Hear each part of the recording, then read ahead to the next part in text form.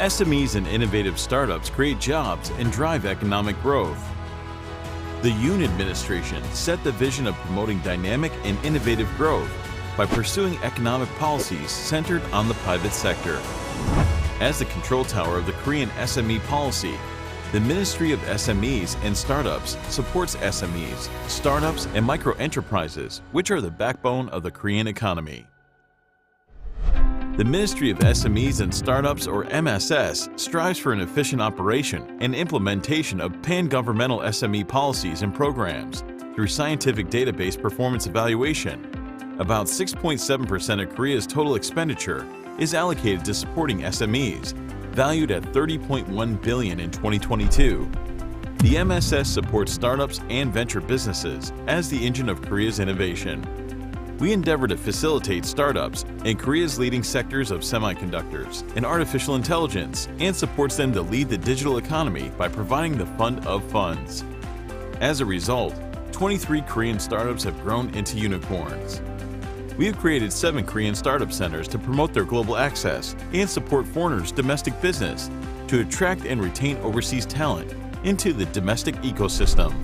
The MSS supports the growth of SMEs and promotes their overseas market access by providing necessary help for SMEs at each stage of their growth, from technology development and commercialization, financing, hiring and educating skilled workers, public purchasing to export incubation. In addition, we help SMEs grow into global businesses by preventing unfair business transactions with large businesses and stimulating win-win cooperation, such as introducing a supply price indexation system.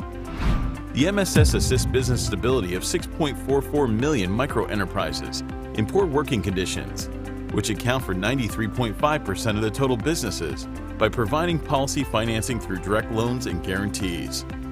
We also support small merchants to introduce smart devices and e-commerce to help them adapt to a changing digital environment caused by the pandemic. Furthermore, we foster anchor shops in local commercial districts, create their brands, and infrastructure to bring vitality into the local community. The MSS helps boost the sagging local economies and realize a balanced growth by designating 32 regulation-free special zones and 19 technoparks. In special zones, SMEs can freely develop new products and sell them without restrictions in the new industries, such as autonomous vehicles, hydrogen cars, blockchains, etc. In addition, we designate technoparks as clusters for innovative businesses to foster and support anchor firms that can lead core industries in each region. The MSS strives to make a contribution to the international community by sharing Korea's experiences and know-how on economic development and SMEs promotion with individual countries and international organizations such as OECD. These days, SMEs are experiencing complicated crises caused by rapid changes in domestic and global business environment, such as carbon neutrality, disruptions in global supply chain, and a rising interest rate. The Ministry of SMEs and Startups, as the coordinator in Korea's real economy, will try our best to make SMEs utilize the current crisis as an opportunity and lead an inclusive digital economy.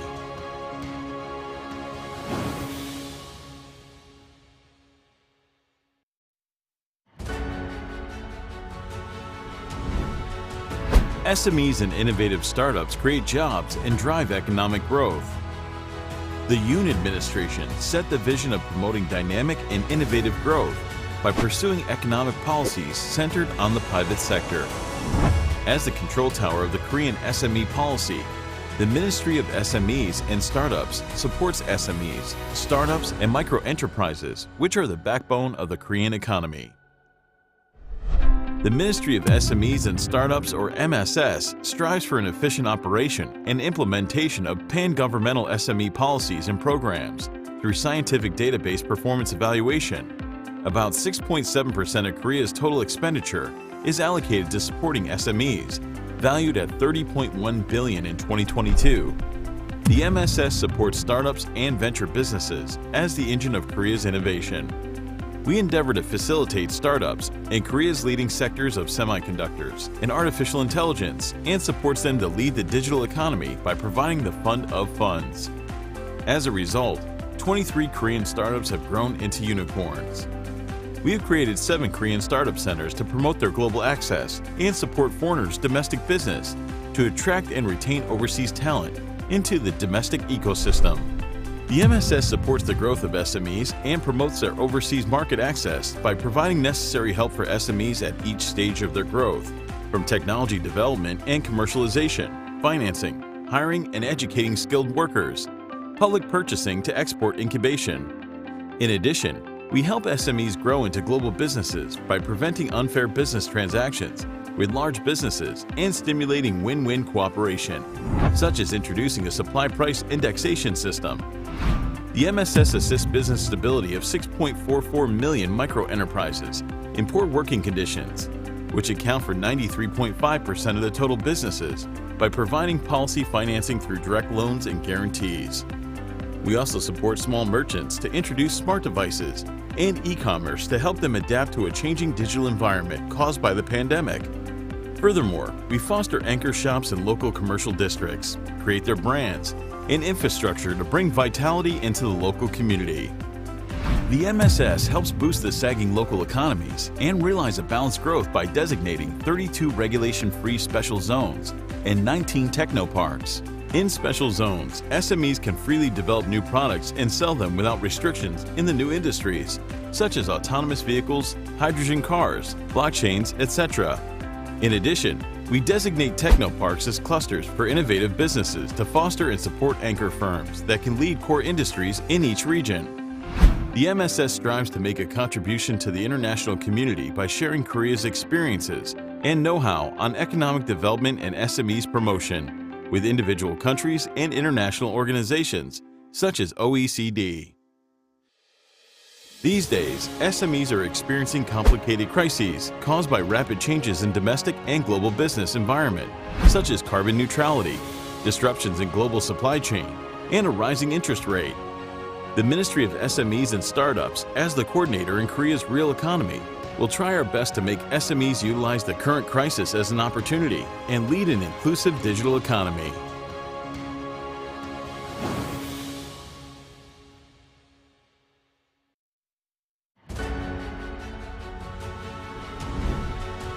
SMEs and innovative startups create jobs and drive economic growth. The Yoon administration set the vision of promoting dynamic and innovative growth by pursuing economic policies centered on the private sector. As the control tower of the Korean SME policy, the Ministry of SMEs and Startups supports SMEs, startups, and micro-enterprises, which are the backbone of the Korean economy. The Ministry of SMEs and Startups, or MSS, strives for an efficient operation and implementation of pan-governmental SME policies and programs through scientific database performance evaluation. About 6.7% of Korea's total expenditure is allocated to supporting SMEs, valued at $30.1 billion in 2022. The MSS supports startups and venture businesses as the engine of Korea's innovation. We endeavor to facilitate startups in Korea's leading sectors of semiconductors and artificial intelligence, and supports them to lead the digital economy by providing the fund of funds. As a result, 23 Korean startups have grown into unicorns. We have created 7 Korean startup centers to promote their global access and support foreigners' domestic business to attract and retain overseas talent into the domestic ecosystem.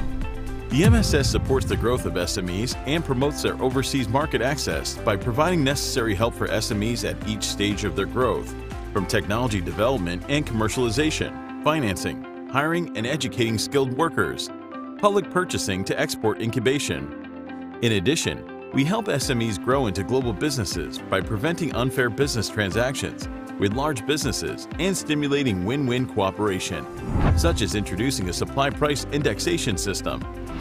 The MSS assists business stability of 6.44 million micro-enterprises in poor working conditions, which account for 93.5% of the total businesses, by providing policy financing through direct loans and guarantees. We also support small merchants to introduce smart devices and e-commerce to help them adapt to a changing digital environment caused by the pandemic. Furthermore, we foster anchor shops in local commercial districts, create their brands, and infrastructure to bring vitality into the local community. The MSS helps boost the sagging local economies and realize a balanced growth by designating 32 regulation-free special zones and 19 technoparks. In special zones, SMEs can freely develop new products and sell them without restrictions in the new industries, such as autonomous vehicles, hydrogen cars, blockchains, etc. In addition, we designate technoparks as clusters for innovative businesses to foster and support anchor firms that can lead core industries in each region.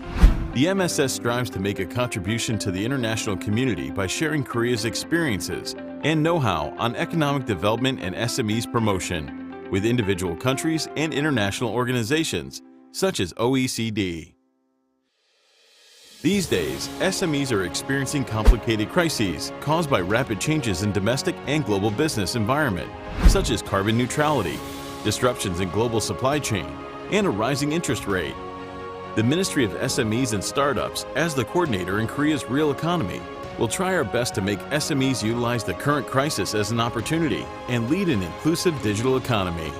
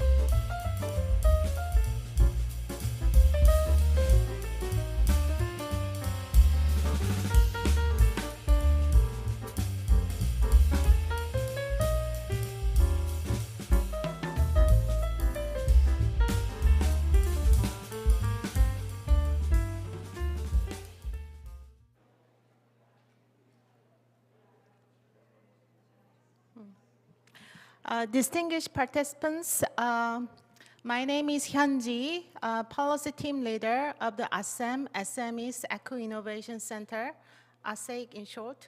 I'm very pleased to be the moderator of this first session, welcome remarks and special addresses. Before we start, I would like to give you a bit of background information about this forum. This Asia-Europe Environment Forum spin-off conference in Korea is hosted by ASEC and supported by the Ministry of SMEs and Startups of the Republic of Korea. The spin-off conference in Korea is co-organized by the ENVforum consortium of 5 partners, including ASEC, Asia-Europe Foundation, Hans Geidel Foundation, Stockholm Environment Institute, and Institute for Global Environmental Strategies. As a follow-up to the ENV annual conference held online in June, this conference title, as you can see on the screen or in your program, is Circular Industry, Innovation, and Digitalization as Enablers for SMEs. This conference is organized back-to-back with the Sustainable Development Transformation Forum of the UN Office for Sustainable Development. So the conference runs a hybrid format with live online streaming. This is actually first time ever hybrid format we are running. There are over 70 participants registered, including over 40 participants came from 22 countries besides Korea. As a gentle reminder, wear your mask while you're seated, as I announced before. Exceptions could be for those speakers and moderators speaking at the stage, and also during the tea and lunch break. Without further ado, I give the floor to the welcome remarks by the 5 partners of the ENVforum. First remarks will be made by Mr. Seung-chan Chris Lee, Secretary General of the ASEC, as the host of this conference. So I now give the floor to the Mr. Seung-chan Lee, Secretary General of the ASEC.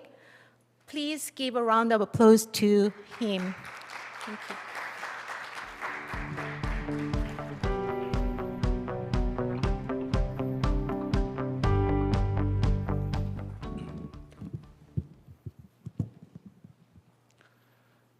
Distinguished participants, I would like to introduce the partners of ENVforum today. His Excellency Lemon Paber, Deputy Executive Director of Asian Europe Foundations, and Mr. Michael Ziegner, Resident Representative of the Hans Geidel Foundation, Vietnam, and Mr. Niall O'Connor, Director of the Stockholm Environment Institute Asian Center. He is online. And Mr. Yasuo Takahashi, Executive Director of Institute of Global Environment Strategy. He is online too. And the supporter of the conference in Korea, Ms. Lee Young-sun, International Corporate Deputy Director of the Ministry of SME and Startup in the Republic of Korea. As a partner of ENVforum since year 2012, ASEC welcome to all the attendants of this spin-off conference in Korea, include online.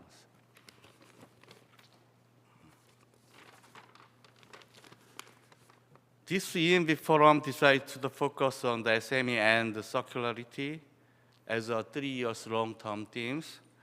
This conference will provide a useful vehicle to share knowledge and experience and the network between policymakers, experts from the public and private sectors, and the business communities. Together, we'll explore the key topics of circular industry, and the role of SME and their twin transition of greening and digitalization toward the decarbonization path.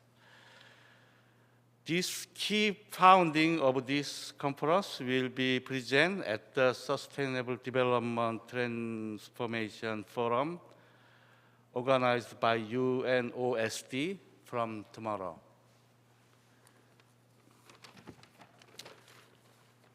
I would like to highlight the work of ASEC in this regard. ASEC acts as an international cooperation platform for the eco-innovation of SME and startups in the Asian Europe countries. ASEC work mainly involves international networking, knowledge sharing, technology advice service, and the capacity development support to the SME and startups committed to the sustainable transitions.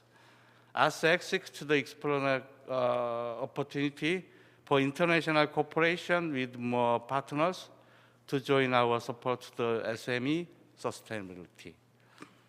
Thank you very much for listening and enjoy the conference and these beautiful atoms in Korea. Thank you. Thank you very much. Thank you very much for the remarks. Mr. Lee clearly mentioned the purpose of this conference is the useful avenue to share experiences, knowledge around the topics, and also he introduced the work of ASEC in this regards. So now I present you to second welcome remarks to be delivered by His Excellency Ambassador Leon Faber, Deputy Executive Director of the Asia-Europe Foundation. So now we give applause to him. Thank you.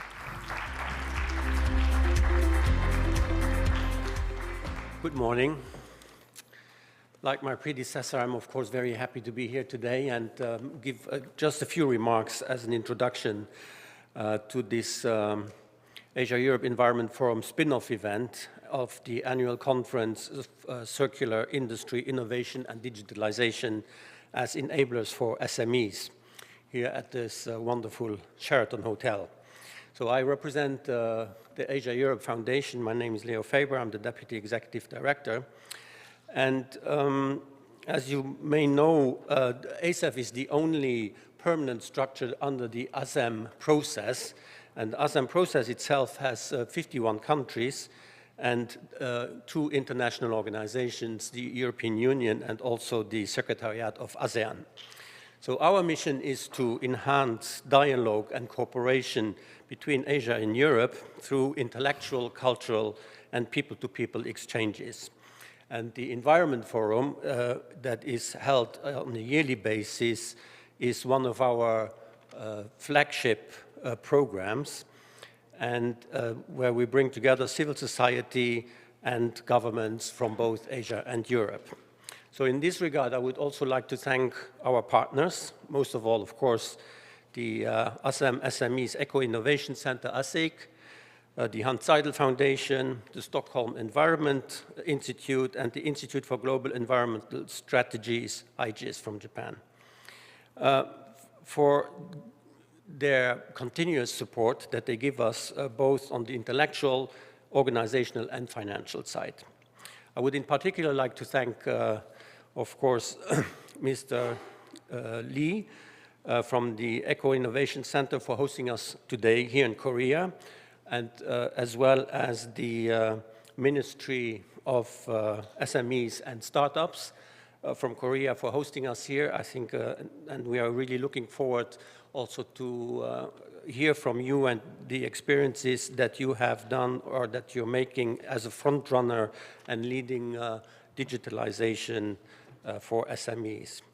So, dear distinguished participants, this event is dedicated to look into the challenges and solutions that are clustered around SMEs and its surrounding ecosystems. SMEs, like many sectors of the economy, of course, have been struggling through the COVID pandemic. Nevertheless, they also managed to come through it and to survive.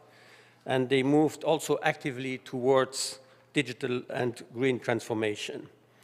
Today, the SMEs, of course, we know that they are the backbone of many economies, and they are active in all sectors of the economy, be it from producing eco-friendly food, clothes, toys, and many other products, but also in the digital world as on the data analysis and processing and the data protection as well. So all this is very complex and very complicated ideas and things that I'm certainly not qualified to tell you much about it. But that's why we're here today. So I think that it is very good that we as ASAF and all our partners, we are happy to provide this forum and this platform so that we can discuss the different roles of government, civil society, but also of consumers who have to be convinced that sustainable production and needs to be supported by consumers. The SMEs themselves need, of course, support in finance. They need access to financing, and they need to understand the ecosystem in which they have to work, including, of course, also to upskilling and reskilling of the workforce. So I would only like to say that, or to conclude that we have to move into this space. I think it is inevitable for SMEs also, and even if they struggle in this transition, I hope that platforms like ours today will contribute to a better understanding and to the solutions that they can have.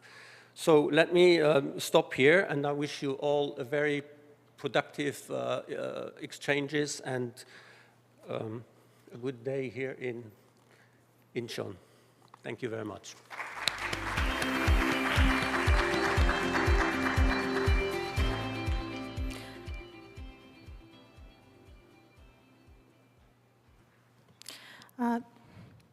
Thank you very much for the welcome remarks, His Excellency Ambassador.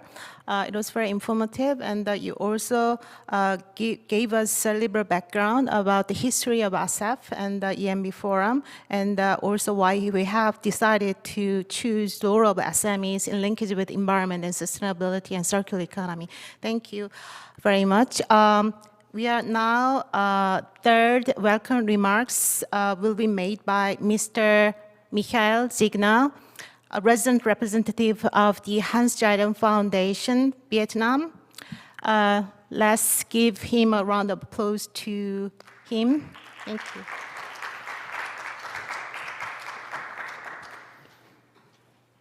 Good morning, everyone, on this beautiful morning here in Incheon. Dear Excellency Ambassador Faber, dear Mr. Lee, dear Mr. O'Connor, and dear Mr. Takahashi, who are joining us online, dear distinguished participants and partners. I am very much delighted to have the opportunity today to jointly open this spin-off conference of the Asia-Europe Environment Forum 2022. It feels actually very great to be here for the first Asia-Europe Environment Forum in an offline setting since 2019. A special thanks, therefore, goes to those who made this milestone post-COVID ENVforum happen. Thanks to our partners and dear colleagues from ASEC and of the Ministry of SMEs and Startups for the initiative, support, and efforts. Thanks to ASEF for the tireless coordination of the ENVforum. And thanks to SEI and IGES for the continuous collaboration in the past years. The contributions and dedication by all of you made this offline and hybrid conference possible. Before we start with this conference today, I would also like to take a brief opportunity to introduce the Hans Seidel Foundation to those of you who have not worked with us before. The Hans Seidel Foundation is a German political foundation affiliated to the Christian Social Union based in Munich, in Germany. We work in the service of democracy, peace and development, And this is the underlying motto of our activities in Germany and globally. In our work, we do not act on behalf of the German government, but we are mandated by the German Bundestag, that is our federal parliament. Thus, we have opportunities to act in ways that are largely independent of bilateral government development cooperation. Our international activities seek to promote sustainable development by following principles of self-help, subsidiarity, as well as democratic and inclusive decision-making processes. Dear ladies and gentlemen, in the past 2.5 years, and the past years were marked by enormous challenges for the ENVforum. As a platform that is based on interaction, dialogue, and exchange, the ENVforum was gravely affected by the restrictions that were imposed by the pandemic. But due to the commitment and energy by all those involved partners and partner organizations, we managed to keep the dialogue alive with various virtual events. And the fact that this offline and hybrid event also happens now is proof that the ENVforum is continuously evolving and developing. In the past years, the ENVforum has focused largely on the multiple aspects of implementing the SDG 12 while emphasizing key policy challenges. When we discussed last year ways to circularize the global food systems, we could not have predicted the additional complexity and urgency of this crucial debate in the context of Russia's aggression in Ukraine. This year's theme of the conference feels like a natural way forward for the ENVforum.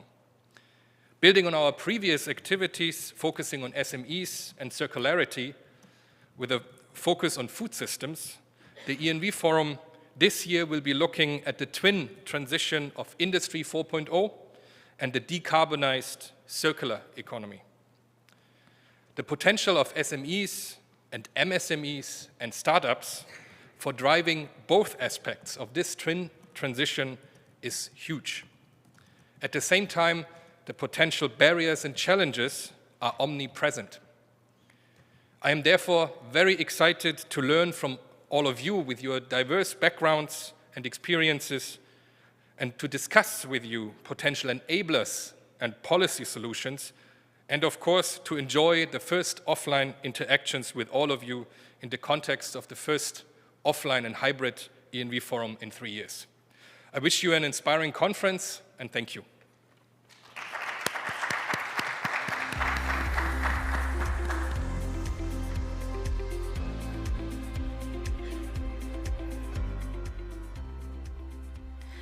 Thank you very much for very wonderful remarks, Mr. Michael Ziegner.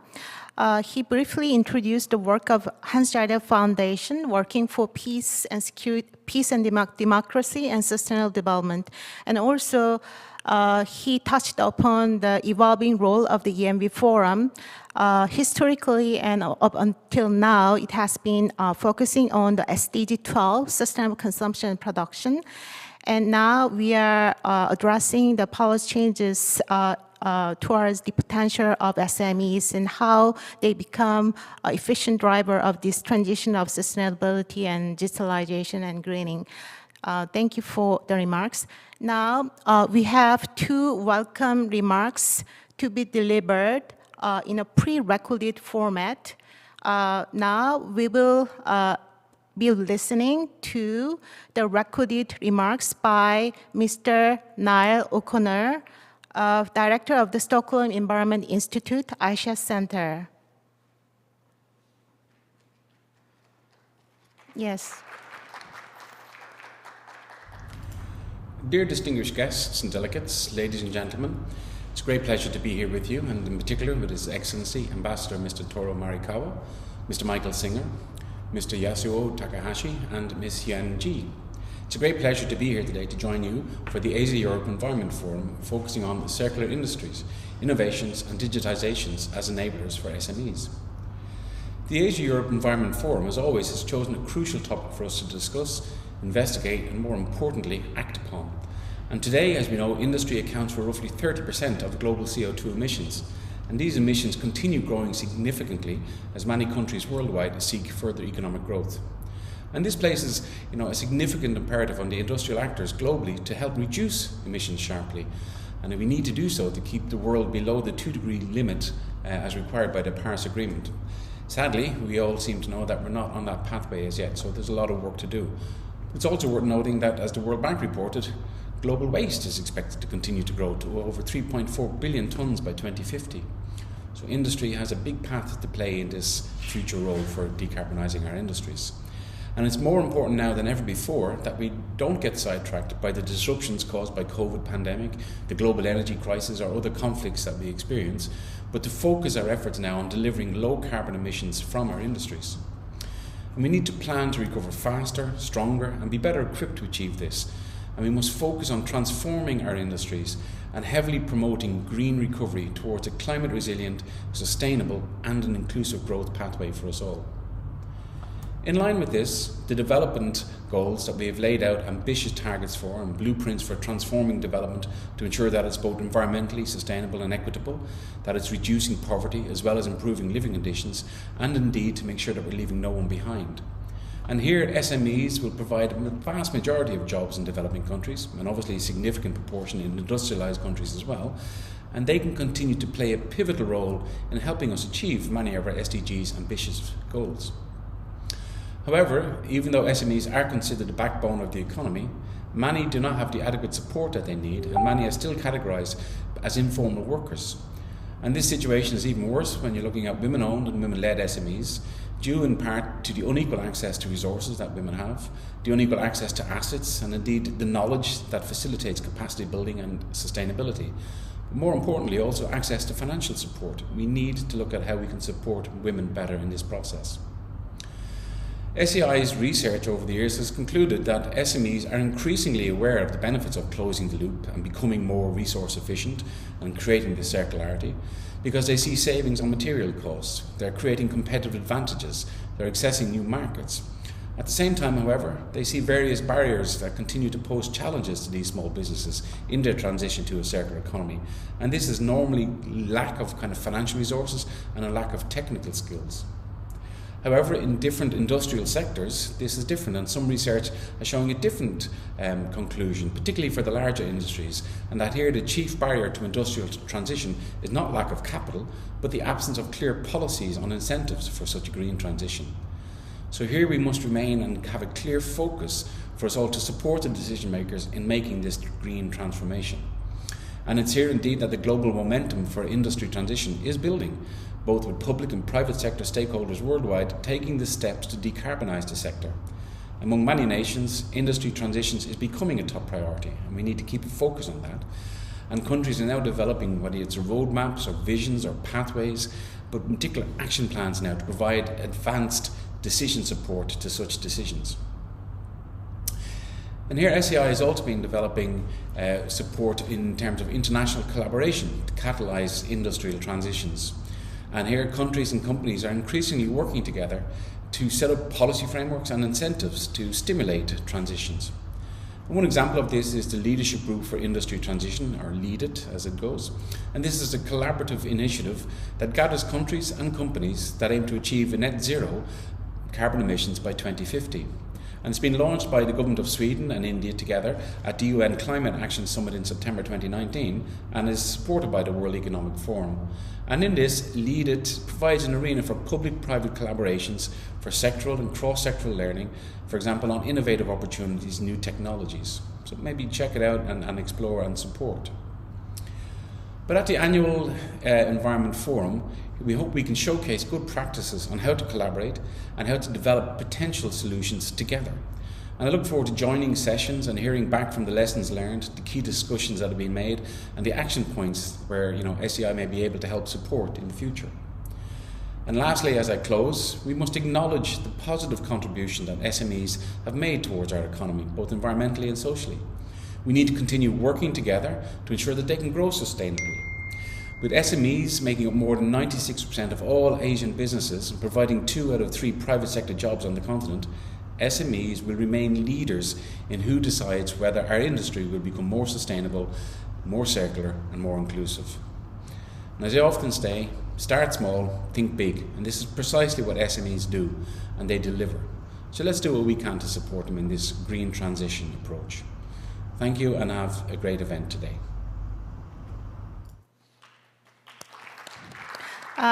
Thank you.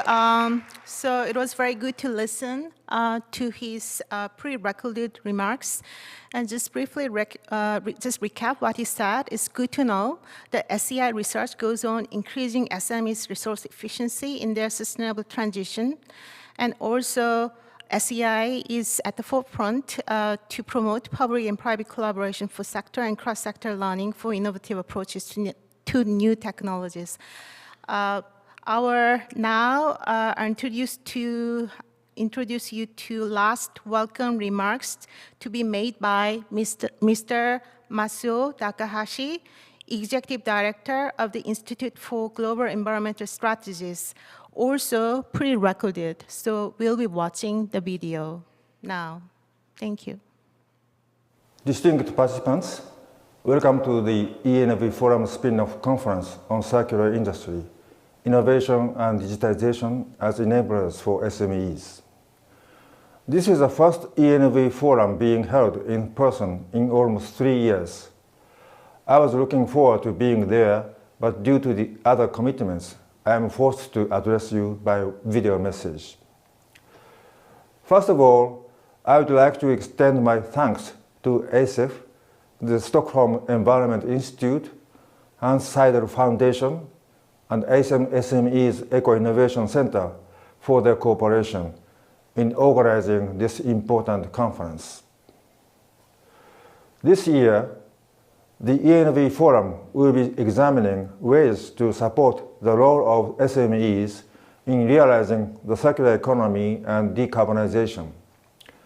SMEs play an essential role in transforming food systems in Asia and across the world. Improving the day-to-day operations of businesses could contribute to a substantial reduction in greenhouse gas emissions, resource use, and pollution.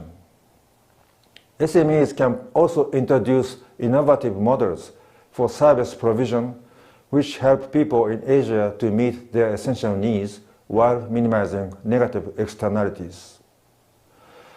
At the ENVforum held last June, participants shared and discussed how they can provide support, such as incubating platforms to encourage business innovation for food systems. We also learned that several Asian countries have introduced policies to provide financial and technological support to SMEs. In this way, governments are hoping that their support for SMEs will contribute to a reduction in emissions, pollution, and waste, while at the same time contributing to national economic growth and job security. This spin-off conference will focus on ways that various digital technologies can be applied by SMEs to realize a circular economy. Digital technology has been put to use in food systems to improve efficiency of production, distribution, and consumption, and move towards a circular system. For example, digital technologies can help farmers optimize water and fertilizer use, as well as support retailers to minimize food loss and waste. There are also new services using digital and mobile technologies to share surplus food products between retailers and consumers.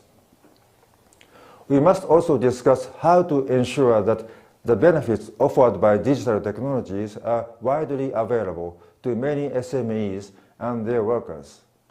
SMEs in Asian countries provide employment and income opportunities for women, youth, and minorities. Technical and financial support must be strengthened so that SMEs run by women and minorities can adopt digital technologies and lead digital innovations themselves.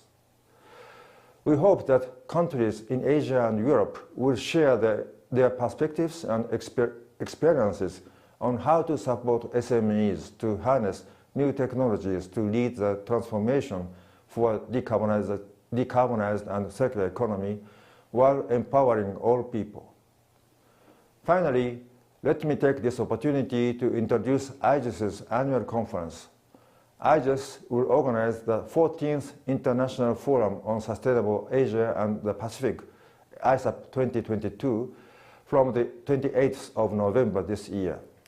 Participants will discuss ways to create a more integrated approach to address the two major global challenges, biodiversity and climate change. We would be delighted if you could join us at ISAP. In closing, I would like to wish the forum every success, and I look forward to meeting you in person next time. Thank you very much for your kind attention. Thank you. Thank you very much for the remarks. And he just mentioned SMEs require better support and more support in harnessing new technologies for decarbonizing the industry. And also, he extended invitation to attend the IGS organized annual International Forum on Sustainable Asia and the Pacific, to be held on 28th of November. Now we conclude the welcome remarks. I'll be continuing to moderate special addresses to be delivered by two speakers. Now I give the floor to the first speaker, first special address to be made by Dr. Cree Nollis, Deputy Director General of the General Department of the Ministry of Science, Technology, and Information in Cambodia.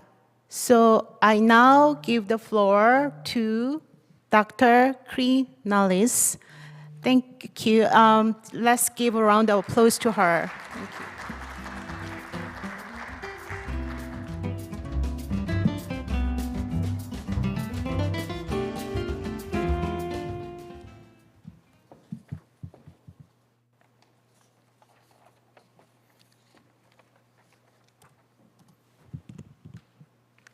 Mr. Grizzly, Secretary General of ASEC, His Excellency Ambassador Leon Faber, Deputy Executive Director of Asia-Europe Foundation, Mr. Michael Seiner, Resident Representative of Han Seidel Foundation, Mr. Neil O'Connor, Director of Stockholm Environment Institute, Mr. Yasu Takahashi, Executive Director of Institute for Global Environmental Strategy, Excellency, representative from relevant ministry and organization, distinguished guests, ladies and gentlemen, a very good morning. It is my great pleasure to deliver my special address in the Asia-Europe Environment Forum annual conference spin-off, Circular Industry, Innovation and Digitalization as Enabler for SME. I would like to take this opportunity to extend a warm welcome to all representatives and participants from relevant ministry and organizations. As you know, that circular industry will help to tackle global challenges like climate change, biodiversity loss, waste, and pollution. And the theme of the conference day is focused on innovation and digitalization as enabler for SME to move forward circular industry. Excellency, ladies and gentlemen, science, technology, and innovation will be a pivotal driver to shift the economic development pathway from a focus on traditional growth to support for inclusive and sustainable growth in the 21st century and beyond, especially in the context of Industrial Revolution 4.0. Strengthening digital technological capability and improving innovation performance are the key drivers to move SME towards circular industry. In the case of Cambodia, by realizing the importance of science, technology, and innovation, The Ministry of Industry and Handicraft has been transformed to Ministry of Industry, Science, Technology and Innovation, or you can call it in short MISTI, in March 2020. So MISTI has been mandated as a subordinate body to the Royal Government of Cambodia to oversee this sector in the purpose of boosting the development of industry, SME, including potable water. Excellency, ladies and gentlemen, Cambodia Localized Goal, CSDG 9, intend to bring Cambodia industry to life and promote them. The Industrial Development Policy of the Royal Government of Cambodia outlines the ambition to convert and modernize the industrial sector from labor-intensive to skill-driven industry by 2025. The industrial sector has played an essential role in promoting growth, employment, income, alleviating poverty, and integral part of the local economic transformation process. Currently, modern technology has led to fierce competition in the global market.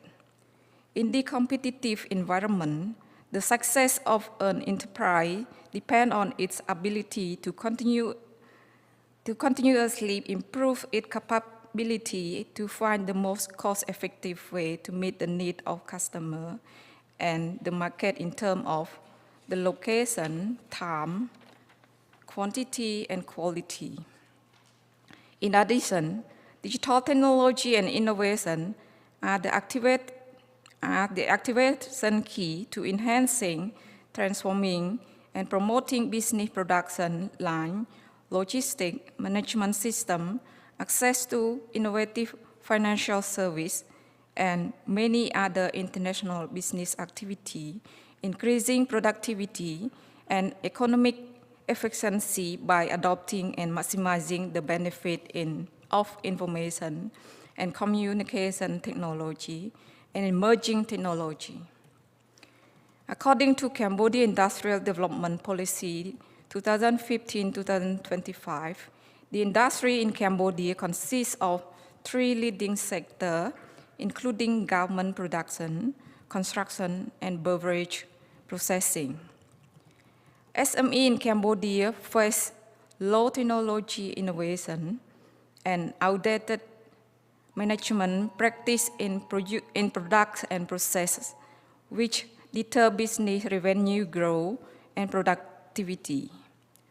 To address these challenges, the Cambodia government has launched various support programs, including a COVID-19 economic recovery plan, and identify SME technology adoption and digitalization as a national priority.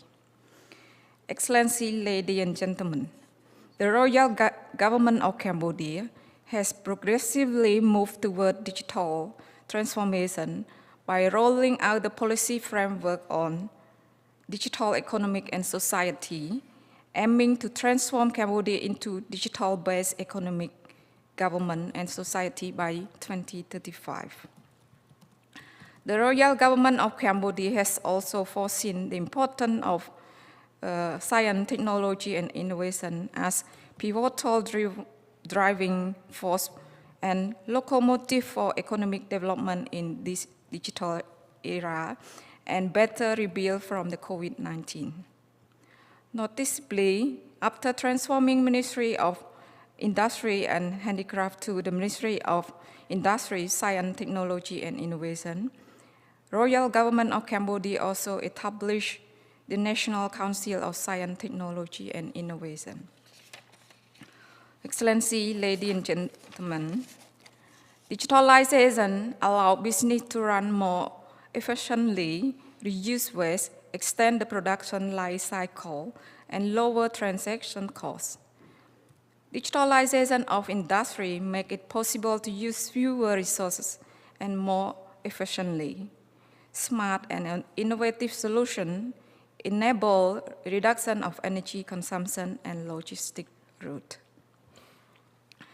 Digitalization also enables transparent access to data concerning products resource consuming and make it possible to optimize product life cycle, and those promoting SME and industry to move toward a circular industry. The circular industry is a key for climate change mitigation, and SME equipped with innovative digital technology will drive the circular industry. Finally, I would like to close my speech by wishing the conference a fruitful discussion. May I wish you all good health, great success, and stay safe from COVID-19. Thank you.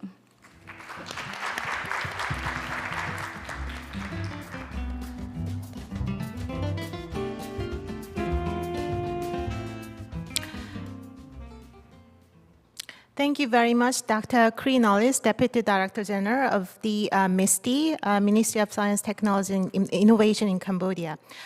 Thank you for introducing us to the work of the ministry to boost industry, including SMEs. And also for your information, MISTI, in short, Ministry of Science, Technology, and Innovation in Cambodia, is a focal ministry of the Association of Southeast Asian Nations Coordinating Committee on SMEs. And also, it was very informative to know as the ministry works to promote digital-based economy, government, and society by 2025. Thank you. Now we have second special address to be made by the Ministry of SMEs and Startups of the Republic of Korea. But before making special address, so we have a promotional video made by the ministry.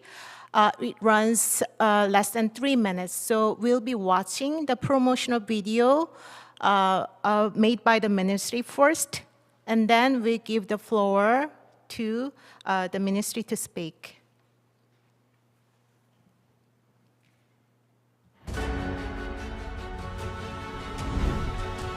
SMEs and innovative startups create jobs and drive economic growth. The Yoon administration set the vision of promoting dynamic and innovative growth by pursuing economic policies centered on the private sector. As the control tower of the Korean SME policy, the Ministry of SMEs and Startups supports SMEs, startups, and micro-enterprises, which are the backbone of the Korean economy. The Ministry of SMEs and Startups, or MSS, strives for an efficient operation and implementation of pan-governmental SME policies and programs through scientific database performance evaluation. About 6.7% of Korea's total expenditure is allocated to supporting SMEs, valued at $30.1 billion in 2022. The MSS supports startups and venture businesses as the engine of Korea's innovation. We endeavor to facilitate startups in Korea's leading sectors of semiconductors and artificial intelligence, and supports them to lead the digital economy by providing the fund of funds. As a result, 23 Korean startups have grown into unicorns. We have created 7 Korean startup centers to promote their global access and support foreigners' domestic business to attract and retain overseas talent into the domestic ecosystem.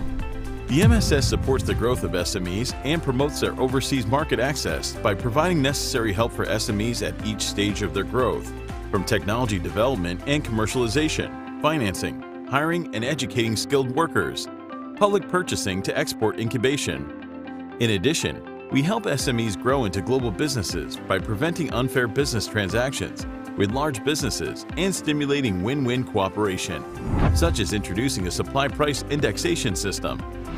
The MSS assists business stability of 6.44 million micro-enterprises in poor working conditions, which account for 93.5% of the total businesses, by providing policy financing through direct loans and guarantees.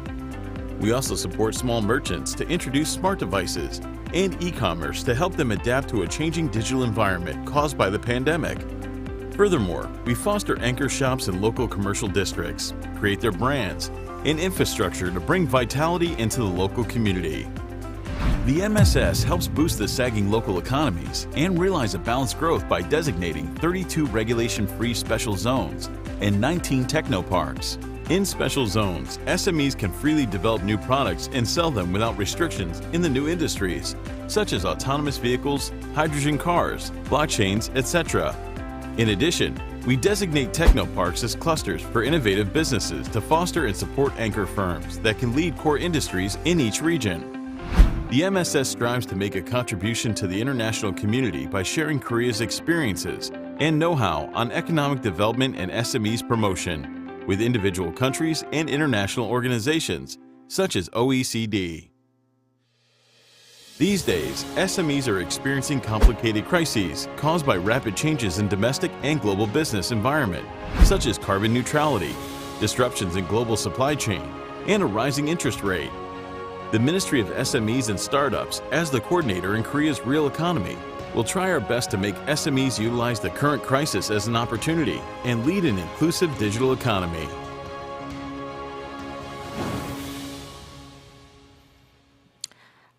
Thank you. Thank you very much for sharing with us. Very excellent video made by the ministries. Now, I give the floor to Ms. Erica Lee, Deputy Director of the International Cooperation Division of the Ministry of SMEs and Startups of Republic of Korea. She is speaking on behalf of Mr. An Tae-yong, Director, who couldn't come here today because of the urgent call by the government. Thank you. Now, let's give a round of applause to her. Thank you.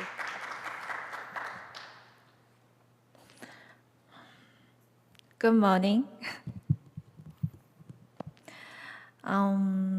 Mr. Chris Lee, Secretary General ASEC, His Excellency Ambassador Leon Faber, Deputy Executive Director of Asia-Europe Foundation, Mr. Miha Jigna, Resident Representative Hans Zayde Foundation, Vietnam, Mr. Nia O'Connor, Director, Stockholm Environment Institute, Asia Center, and Mr.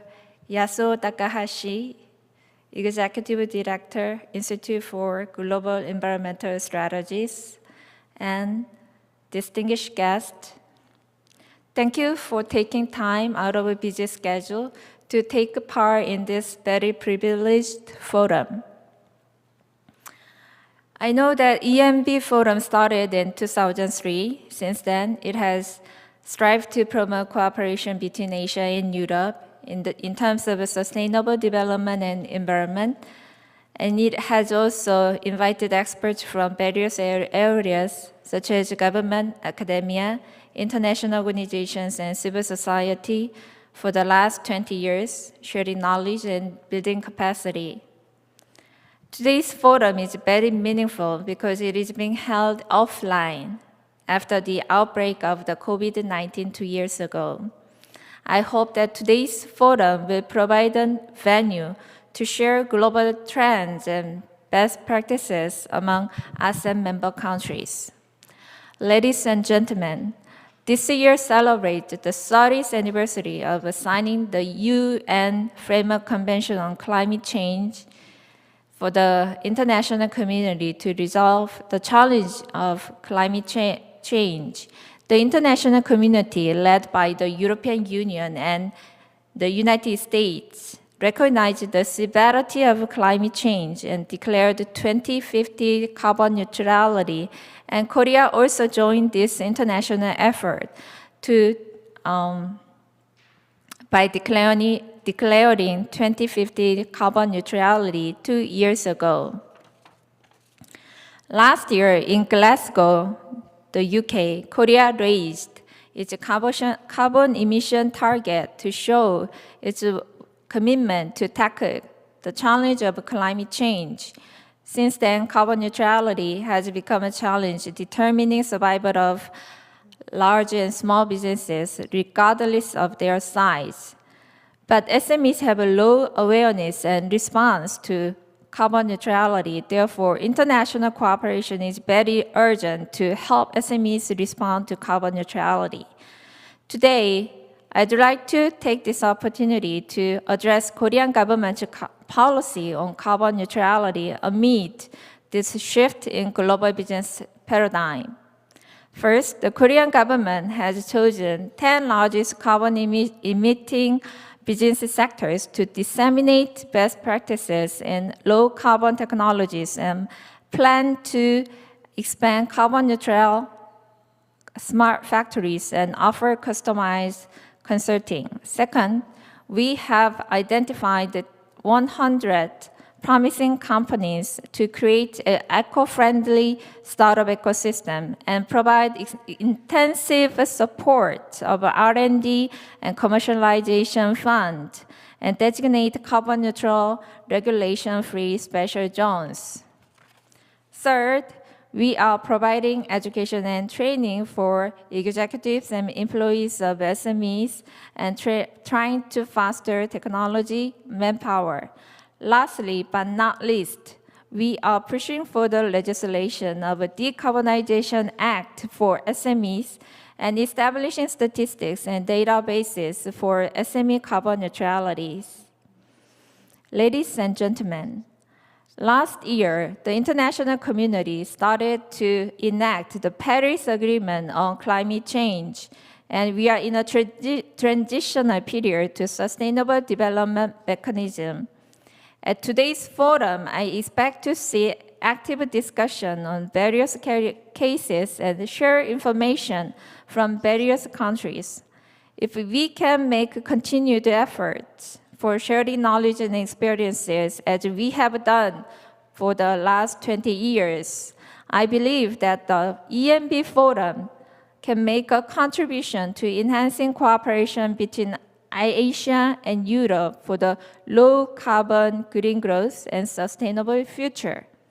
Republic of Korea will also actively join this eco-friendly journey for ASEM SMEs. I'd like to express my sincere thanks again to all of you for taking part in today's prestigious forum. Thank you very much.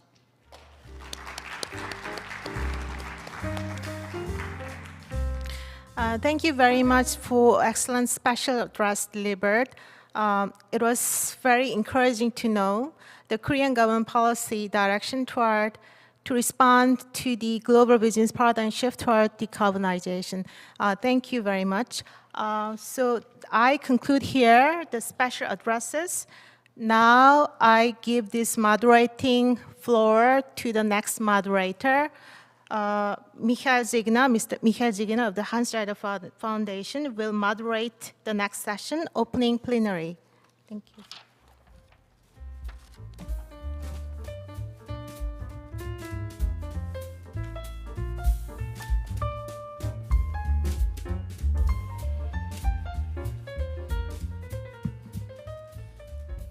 Well, thank you very much.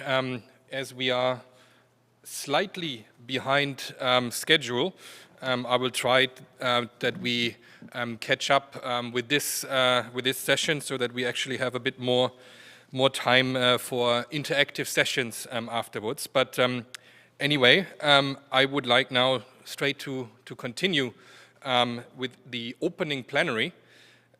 Circular economy as a strategy for decarbonization, overview of the SME enablers for decarbonization. Without further ado, I would then announce Ms. Grażyna Puławska. She is Associate Director of ASEF and some might say the leading force behind the ENVforum for already quite substantial time. Yeah, I would just leave it with that as introduction. Gina, you will speak obviously quite a lot about the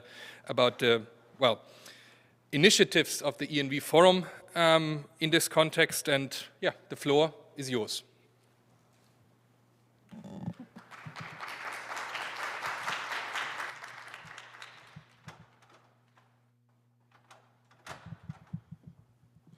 Very good morning to everyone. Thank you so much, Michael, for the introduction. I am delighted to welcome everybody in Incheon in person. Some of you know that we have started collaborating with ASEIC and with UNOSD in 2013. And it was this very place, not this hotel though. I think this hotel hasn't existed yet at the time. When we have this brainstorming evening informal discussion about what can we actually do after Rio Plus 20 to make sustainable development work. Because there is so many things going on, so many discussion, so much has been done so far, the concept is not new. And then we are wondering, okay, so what does it actually take to make it happen? When can we live in the world that sustainable development choices are the choices of convenience, not the choices that we need to struggle, we need to discuss, we need to negotiate. And some of the things that you can also observe is that COVID-19 has compromised some of the efforts that have been happening around sustainable development. We are back to plastic bottles, we are back to masks, we are back to social distancing, even though in some countries it has been changing. And I just would like this forum to kind of rekindle the spirit of us meeting together and having this opportunity to get back on a track with the 2030 agenda and looking forward of what we can actually do. As ENVforum has been working since 2003 with excellent partners that already have been in detail introduced, so I will not go there. But we had this opportunity to work on research. Tomorrow there will be launch of the climate change mitigation efforts in all 51 countries.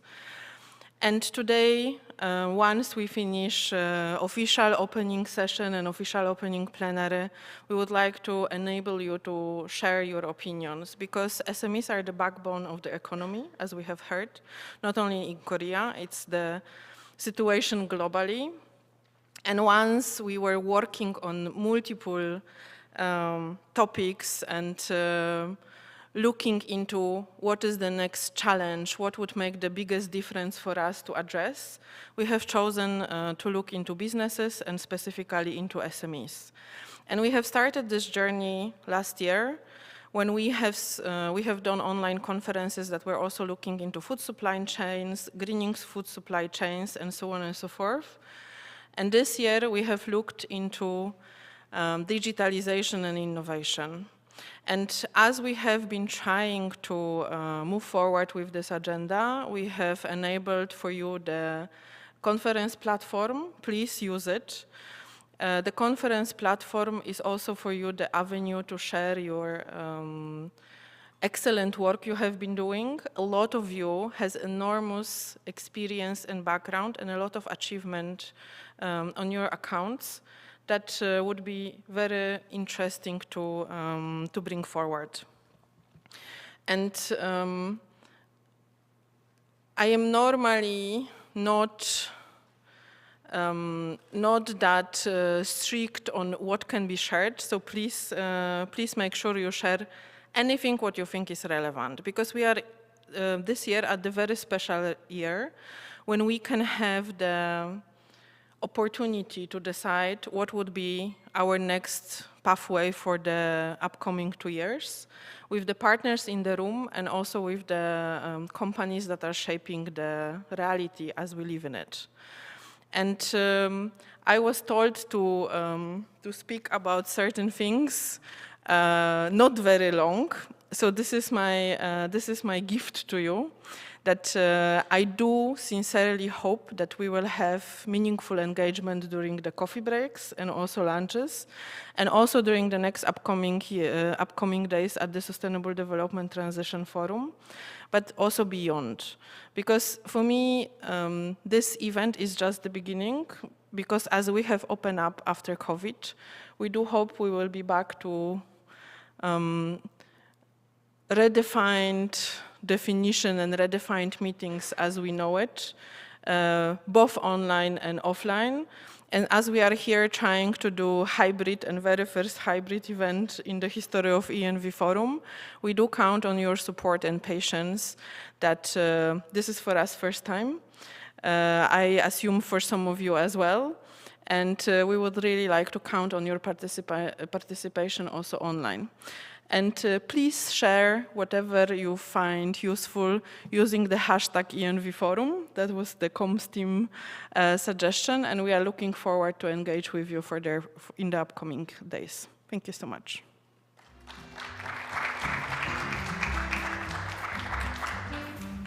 Thank you very much. I would straight go on in the program before we then maybe can have a bit of a question and answer sessions. So I would now like to introduce Ms. Yoonji Kang, the Strategic Business Team Leader of ASEC, and she will talk on carbon neutrality guidelines for SMEs. And yeah, without further ado, the floor is yours, and we are looking forward to listening to your input.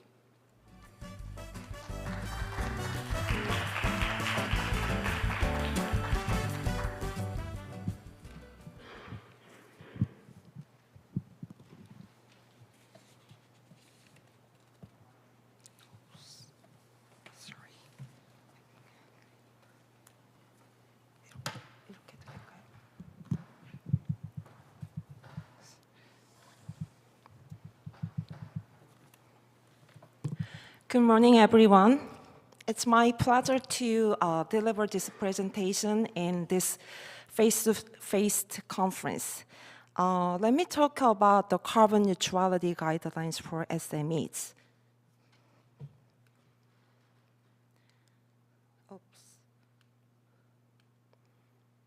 So before I start, I would like to briefly mention on what ASEC is. It is established in 2010 after the authorization at the ASEC meeting, and it is launched from 2011. And we are organizing various programs like ecotone and capacity buildings, as well as a consulting program related to carbon neutrality and ESG.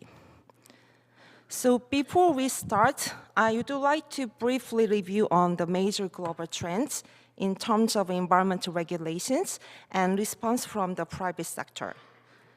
So environmental criteria have been tremendously evolving. Various climate-related policies have been created.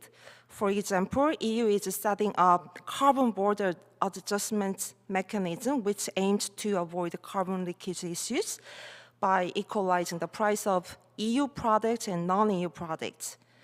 And those 5 sectors will be applied in the first phase. And this year, EU has also adopted a proposal of Directive on Corporate Sustainability Due Diligence, which requires companies to disclose contents on environmental impacts as well as human rights issues. Also, in the United States, the Security and Exchange Commission has proposed rules that require its registrants to include climate-related disclosures, including greenhouse gas emissions. In the private sector, the declaration and commitment to carbon neutrality has rapidly increasing, and major global players like Apple and Google and SK, the Korean company, have already pledged to reach net zero in their management system.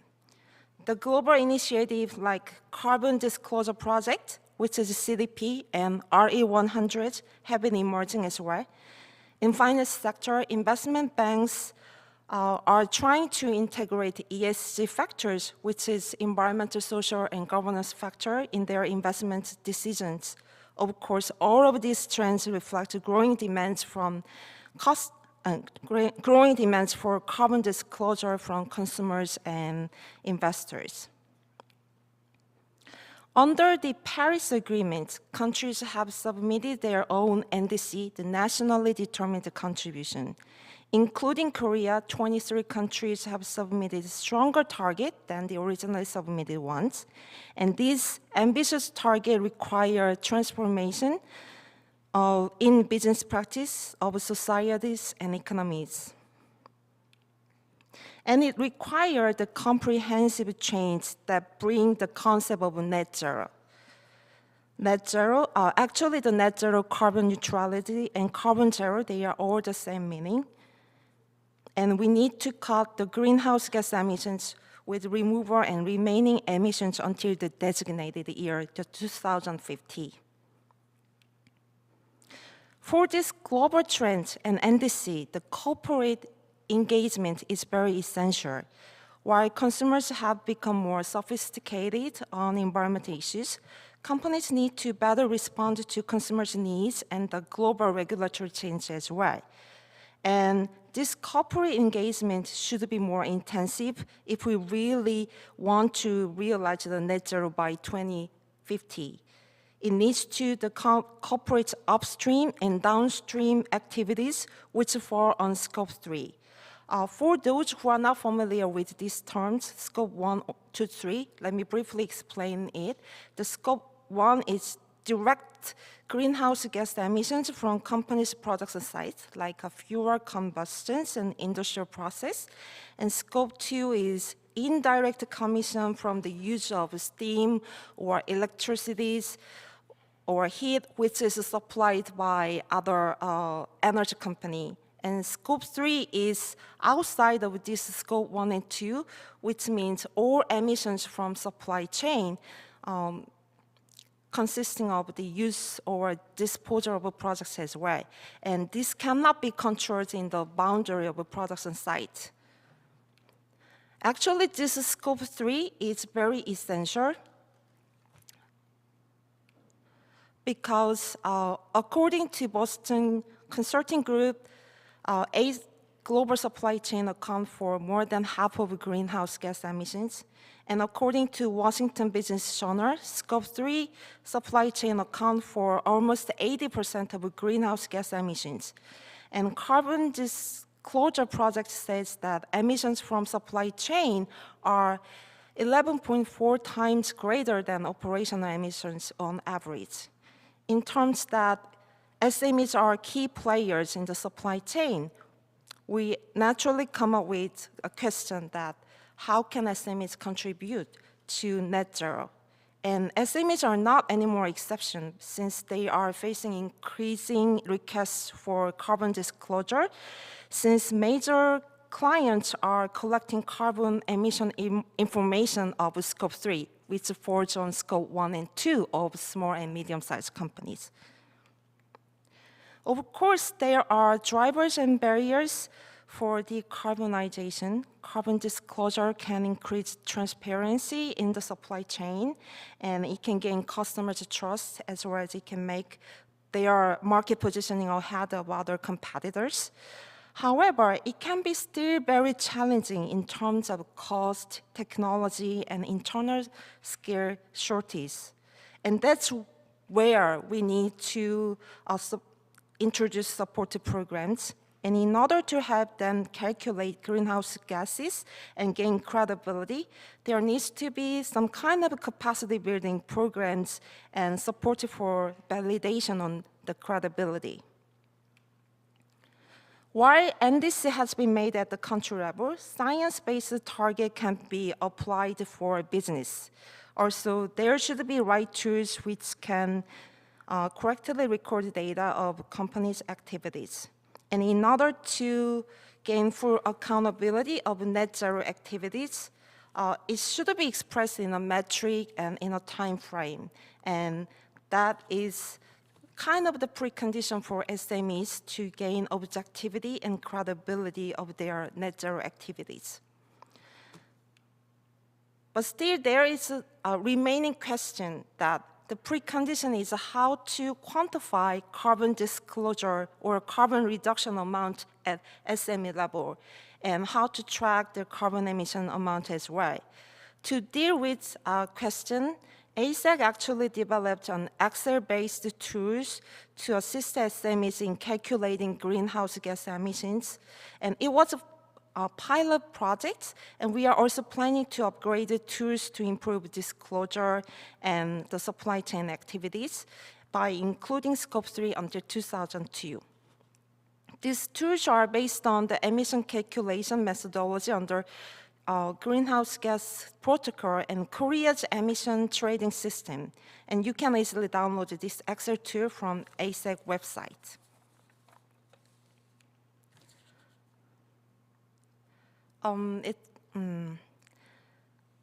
So ASEC guideline consists of how to establish the greenhouse gas inventory system and set greenhouse gas reduction target and measure greenhouse gas in goods and services as well. And this guideline contents will be updated until the end of 2002, and we are working on to make English versions as well. So next slide, I would like to share the actual consulting case that ASEC has done based on this guideline and tools. ASEC has conducted one-on-one consultation on how to respond to the carbon neutrality related requirements from their major customers. And participating company was Korean set-top box manufacturer, which are in the global chain, and their major export destination was Europe. The company's client has set a net zero plan already by 2040 and make 50% cuts from 2016 baseline in scope 1 and 2, and even 12% in scope 3. And they also submitted their annual greenhouse gas emission reports to the CDP in order to meet their own clients. So in order to meet these customers' needs, with requests for scope 3, we help SMEs to conduct estimation of a carbon footprint for major products and help them plan their own carbon emission reduction target. Actually, as its customers were asked to manage the carbon emission in the scope 3, the supplier should know now how to estimate carbon emission in their scope 1 and 2 accordingly. That's the issue that most of SMEs are facing. Basically, what we provide was consulting on how to collect data from scratch and emission in their operation boundary, and we also provide analysis on their carbon emission amount from each stage of manufacturing phase.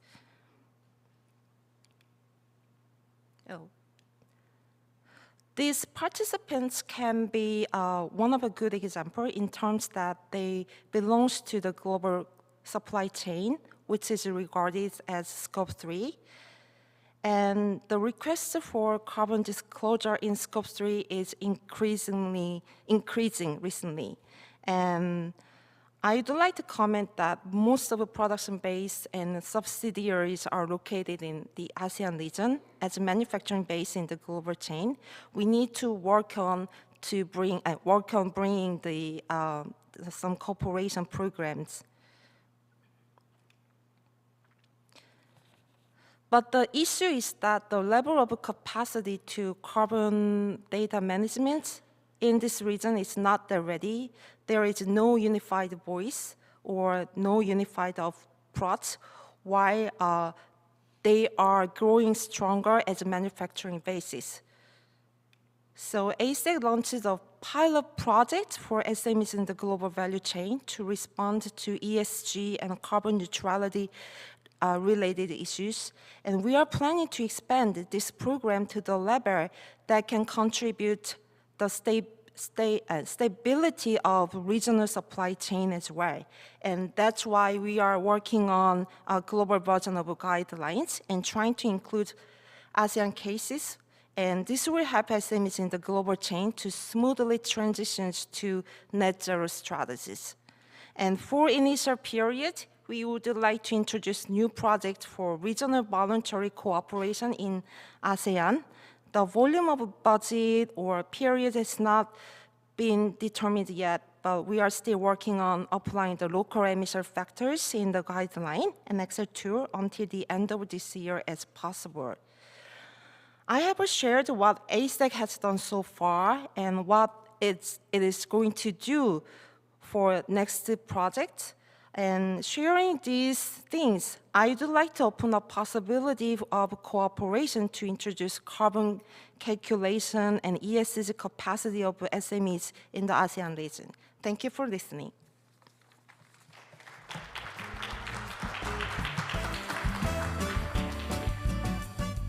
Thank you very much, Ms. Kang, for these insights. And I think it's sort of naturally built on what Gina already mentioned, that we will be actually launching a report tomorrow evening during the evening sessions, where we will actually discuss the status of NDCs and emission profiles of various and all ASEM member countries in the evening tomorrow.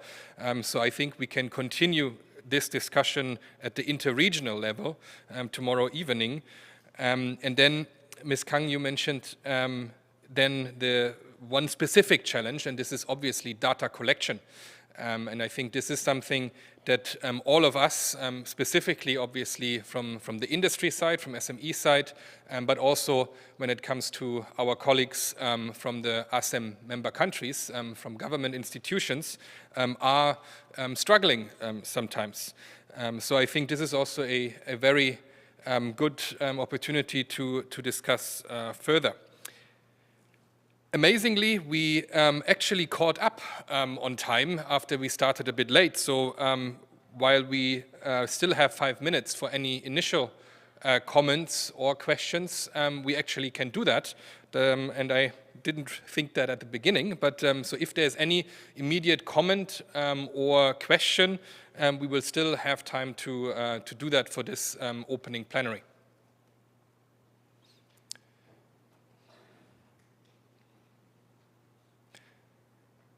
And if that is not the case, this is obviously also fine, because then we will have a very interactive session after the networking and networking coffee break.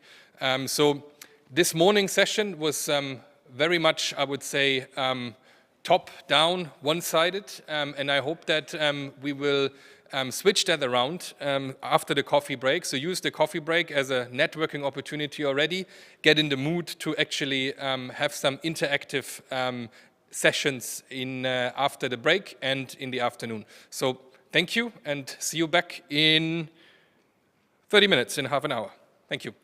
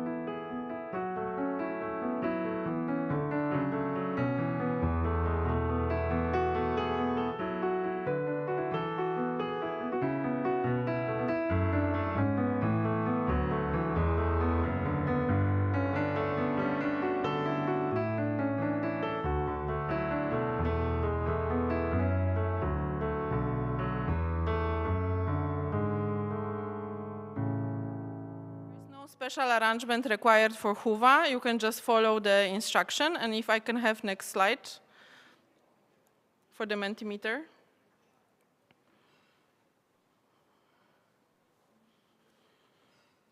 If I can have next slide for the Mentimeter, please.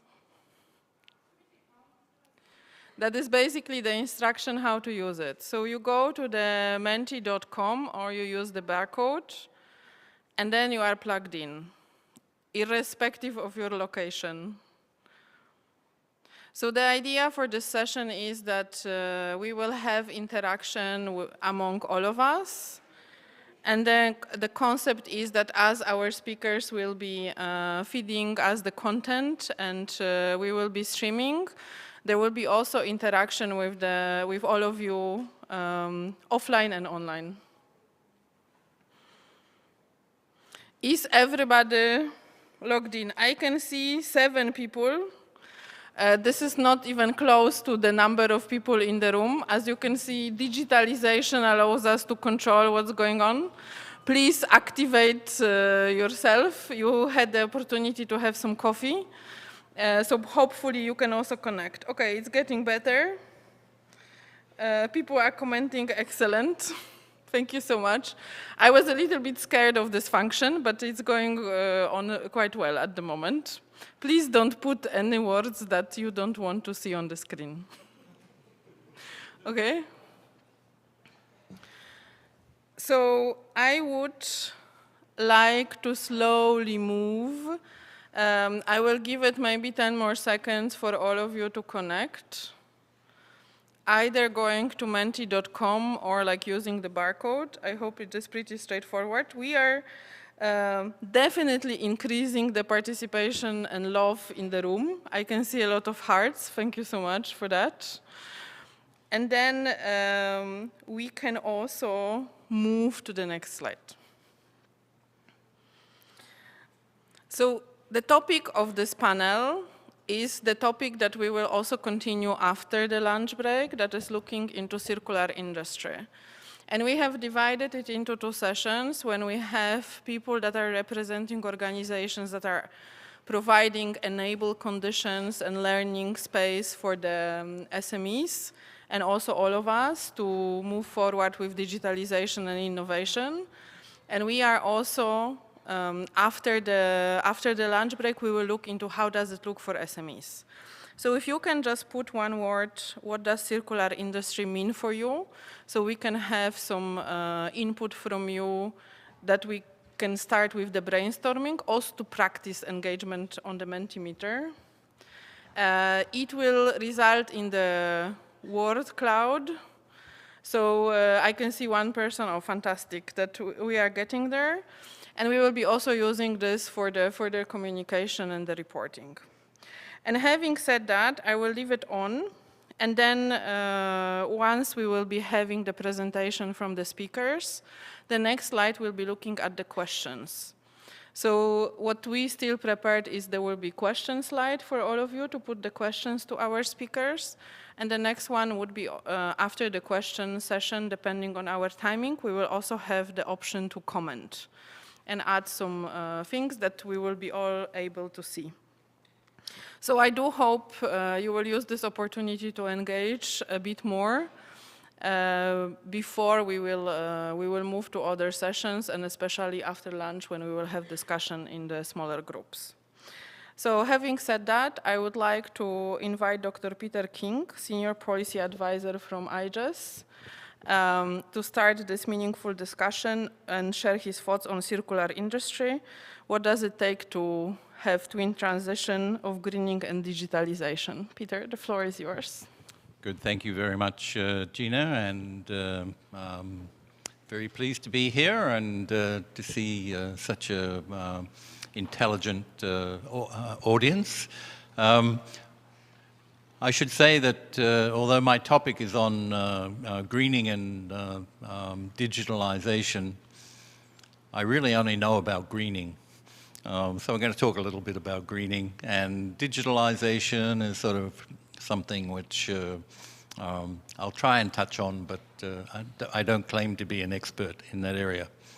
And the first thing I want to say is do not underestimate the cost of transition.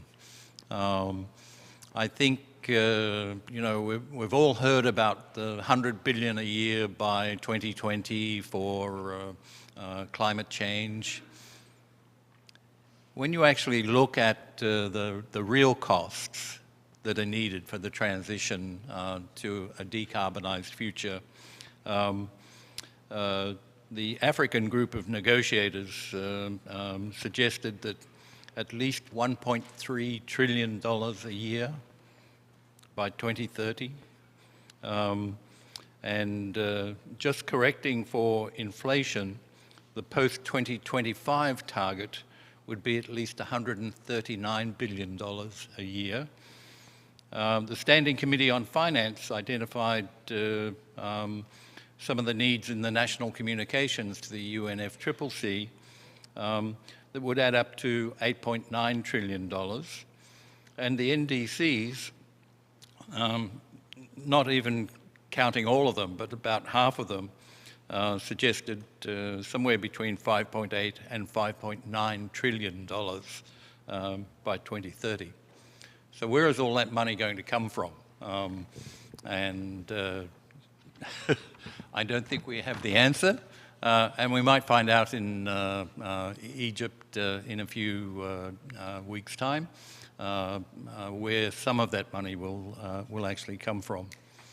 The other really important thing, I think, is to ensure that there is a just transition, because there are going to be winners and losers as we move towards a decarbonized future. To put it very simplistically, we have a choice between robots and full employment. I think we need to always put people at the heart of the transition and not the technology. The other thing I would say is beware of greenwashing. I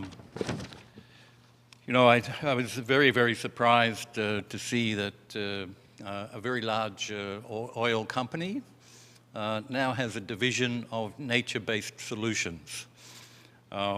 And they have a director in charge of that division. I won't name the company, but their main business is actually continuing to extract oil and gas. But they also have a division of nature-based solutions. I think a particular concern that I've seen recently is the tendency of the private sector to claim carbon offsets as part of their path to net zero or carbon neutrality. And the reality is that a lot of those carbon offsets are simply going to go up in smoke as the forests get drier, the temperature increases, and we get more wildfires. I think that we need to be really careful about some of the claims that the larger companies in particular are making about their pathway to decarbonisation. Now, circular industry or circular economy is really the ultimate greening goal, and it basically encompasses, as you can see from the word cloud, eliminating waste and pollution, circulating products and materials so that you close the loop between production and consumption, and regenerating nature. And I'd like to go through just a couple of points in relation to that. So a circular economy is basically intended to transform our throwaway economy into one where waste is eliminated, resources are circulated, and nature is regenerated. Let me go through each of those in some detail. Firstly, we know about greenhouse gases. We always talk about carbon dioxide, but there's actually 7 greenhouse gases. Of course, carbon dioxide is the main culprit, as it basically is emitted from every piece of fossil fuel that we combust. But some of the others are black carbon, which is a sooty black material that comes from gas and diesel engines, coal-fired power plants and other sources. And that comprises a significant portion of the particulate matter, which is also an air pollutant and contributes to climate change. And then we have methane, and methane is one of the easiest, perhaps, ones to eliminate, but also comes from livestock and rice paddies. And that's much harder to eliminate unless we change our diets and move towards eating insects or something else. And then, of course, eliminating waste and air pollution are both really important parts of the transition. Then looking at industry's circulating products and materials, I was very impressed with the idea that we need to look at both upstream, the production processes, and the consumption parts of the supply chain, with much of the emissions actually coming from both upstream and downstream parts of the supply chain. Mining and ore processing are obviously major contributors to climate change and pollution. And the World Bank estimates that minerals such as graphite, lithium, and cobalt could increase by nearly 500% by 2050 to meet the growing demand of clean technologies. Europe alone is facing something like 60 million tons of used solar panels by 2050. And about 85% of windmill turbines can be recycled, but they're not yet. A lot of it just ends up in waste dumps. In terms of regenerating nature, nature has been finding solutions to its problems by trial and error for billions of years, much longer than humans have been on the planet. And as a new species on the block, we need to learn to trust nature because it's found solutions in the past. So then turning to digitalization, I think digitalization will help through various means. For example, blockchain technology will be really important for things like keeping track of materials and waste, especially for the idea of industrial symbiosis, where the waste of one company becomes an important input to another company. Artificial intelligence is really going to be very important for finding patterns in big data which escape immediate observation. Also, there's increasing phone-based applications for citizen science, for whistleblowing, for example, on polluting companies, early warning systems, and utilizing a range of different sensors. One of the best examples I saw of this was in Africa, where the Maasai people were given iPads, and every time they saw a giraffe or a lion or another animal, they just tapped the image on the iPad, and all of that information then fed into a map showing the distribution of the animals throughout the protected area. And so there are really simple things that can be done just with using your eyes and applications. In terms of financial innovation, I think digitalization also has much to offer, not necessarily through cryptocurrencies, although I saw the other day that you're talking about maybe $1 million value in future. I'm not sure about that. But there's really interesting development with things like debt for nature swaps, green bonds, blue carbon bonds, and right down at the community level where people are using sort of local currency tokens for purchasing local products. So there's a whole range of potential financial innovations as well. I think for the young kids these days, games are really important. And so I think using games for education for students and the younger people is really important. So my final point is be careful about relying on technology. It has its place, but nature's been around for much longer than we have and has sorted out many of the problems that we face today. Nature has no waste. Nature uses everything. And let's not get lost in the metaverse, whatever that is. Thank you.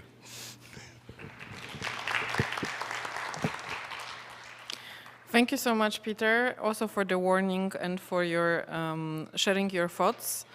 I wanted to say that from our side, we have been also touching upon different topics related to nature, moving towards nature-based solutions in ASEF as well to explore how or what can be done using the intelligence that has been, as you mentioned, much longer than us, finding the solutions, how to cope with the changing environment.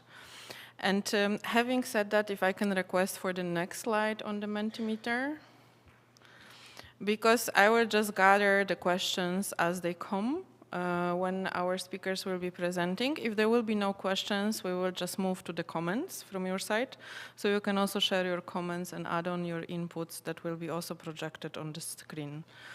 Having said that, I would like to now request His Excellency Chia Laihi, advisor to the Ministry of Industry, Science, Technology and Innovation, MISTI, from Cambodia, that is also Director of SMEs Department. Your Excellency, the floor is yours. Thank you, Gina. First, Excellency, ladies and gentlemen, it is my great honor to be here as a speaker on the panel discussion under the topic circular industry and twin transition of the greening and digitalization, which is the very important topic and not just Cambodia or ASEAN, but in global issue that we have to be thinking in this era of digitalization, especially for the Industry 4.0. So I would like to share that Cambodia is the country that is one of Asian country, and I'm in charge of SME in Cambodia under the Ministry of Industry, Science, Technology and Innovation. We understand that more of industry, I'm not talking about the light industry, but for the SME, the majority is the family-based SME. So when we're talking about the circular industry, when we're talking about circular economy, most of them I can say that they don't know about that. So this is the time that the government side and development partner join hand together and to develop a policy framework to how to sustain the environment that we follow from the guideline of sustainability. So I would like to say that SME in Cambodia is play very an essential role in Cambodia economy. According to our statistic from our ministry, SME representing 70% of the employment and 99.8% of the company, and can contribute to around 58% of the GDP. We have a total of SME in Cambodia, approximately more than 500,000 firms. And I would like to share that based on our statistic database, right now for the SME are registered related to the plastic recycling around 10 SME in Cambodia. Our main challenge is, I think, it's the same as like other country as well for the SME, like asset to finance, asset to market, and asset to information, technology, and digital awareness, and business environment enabling as well. This is what we are facing, and the government trying to solve this problem, particularly like Dr. Trina Lis already sharing in the previous, her address, that our government setting out a lot of measurement, especially the recovery from the COVID-19 as well. Besides that, the government just setting out the new policy and also align with the existing policy, for example, like Industry Development Policy 2015 to 2025.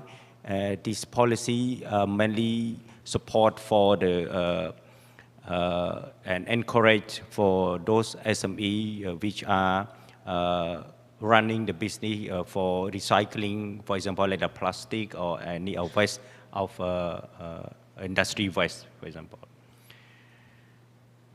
We have also tax incentive as well for Cambodia, and among all the priority sector is we encourage the waste recycling in the country, and that most of the SME who are running this kind of business got the benefit from this tax incentive from Cambodia. I would like to say that in June 2021, we are launching our Circular Economy Strategy Action Plan from the National Council of Sustainable Development. We call an CSD from Ministry of Environment, with supporting from the Sweden, Japan, and United Nations Development Program, which launched the Circular Economic Strategy and Action Plan, as well as the platform to engage the private sector in the transition toward the circular economy. Cambodia growing economy and population have led to a surge of use of material and energy, similar to the other country as well. This has created new challenges in sustainably managing natural resources, environment, energy, and waste. So the Circular Economy Strategy and Action Plan aim to create a win-win solution to the present challenge. Instead of simply extracting, consuming, and disposing material, the strategy seeks to close the loop of the entire value chain, maintain the value of a material for as long as possible. This is our objective in the circular economy strategy for Cambodia. Your Excellency, if you could address the question, because actually I think it is quite valid in the context of what you have been explaining regarding to how to address this huge gap of digitalization between different countries is just in front of you. How to handle the huge gap of digitalization in various countries. Blockchain and metaverse are not even close to companies who still do the paperwork for most of the processes. Would you be so kind as to react to the question? How does it work in case of Cambodia? Yep, I just only briefing here. Okay, so the question in here is how to handle the huge gap digitalization in various countries. Blockchain and like Cambodia is the new for Cambodia from this in terms of the blockchain, and like I mentioned earlier, like the majority of SME in Cambodia very small, and the majority is the families-based enterprise. So in terms of this, we need to raise the awareness and add more how can we say that, capacity building, how to be understand well about this. That's why our government are trying to set a lot of a policy, for example, like a SME roadmap, or the science technology innovation roadmap, and also to respond to what we are having now and our challenges. And at the same time, this is the good chance for the opportunity for those who are willing to run the business, to promote and to regenerate the waste for industry waste in Cambodia. Thank you. Thank you so much. That was really insightful. If now I can invite Mr. Adman Hassan, head of the SME Academy, Center for Entrepreneur Development and Research, CEDAR, from SME Bank from Malaysia. And I just would like to kindly ask all the speakers to also have a look at the questions. It's just in front of you, so when you are explaining, if you can also react, that way we can also address some of the issues coming from the audience. Thank you so much. Thank you so much, Gina. Bismillahirrahmanirrahim. Good morning, everybody. My name is Adman Hassan. First of all, I'd like to thank the organizers for giving us the opportunity to be able to share some of our thoughts here in this stage. There wouldn't be context to what I'm about to say unless I also explain what my organization does. We are called Center of Entrepreneur Development and Research. We are part of SME Bank in Malaysia. That means we do capacity development for SMEs. We've trained close to more than 60,000 SMEs in our almost 10 years of experience. Last year alone, now the context in point of green transition and digitization. Last year alone, we've trained 1,070 SMEs in digital transformation. So what's important about that is because it's not just about training for you to take up any apps or whatsoever. It's about making sure that these SMEs pick up the right technology to enable them to achieve 3 goals. One is reduction of man hours. Number 2, reduction of process cycles. Number 3, increasing revenue. Now, this is very important to SMEs because when you talk about blockchain, when you talk about all these other technologies out there, to a lot of SMEs, these are just buzzwords. Okay?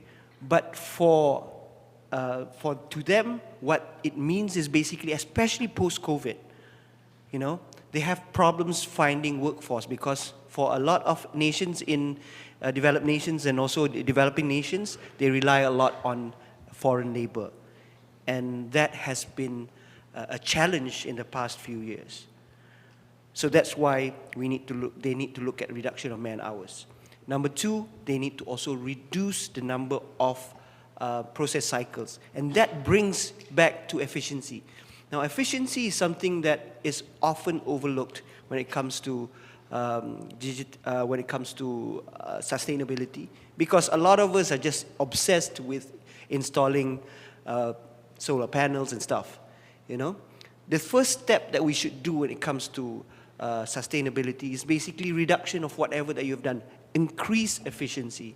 So that's why we need to look at internal processes that we can ensure to reduce the type of wastages and whatsoever. And that brings about the whole idea that started circular economy in the first place.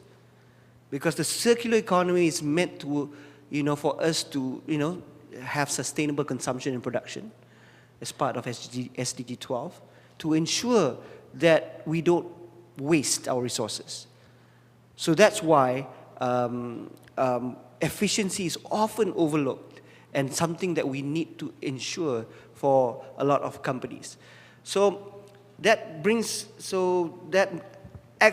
part of that answers the first question just now and also the second question. So the idea of I try to also answer the question just now, how do we promote the idea that transition is also an opportunity, is part of SME? Okay, now here's the thing. When it comes to sustainability, a lot of countries see, in a lot of countries, a lot of companies see sustainability as, you know, a compliance thing. You know, you have to comply to ESG and whatsoever.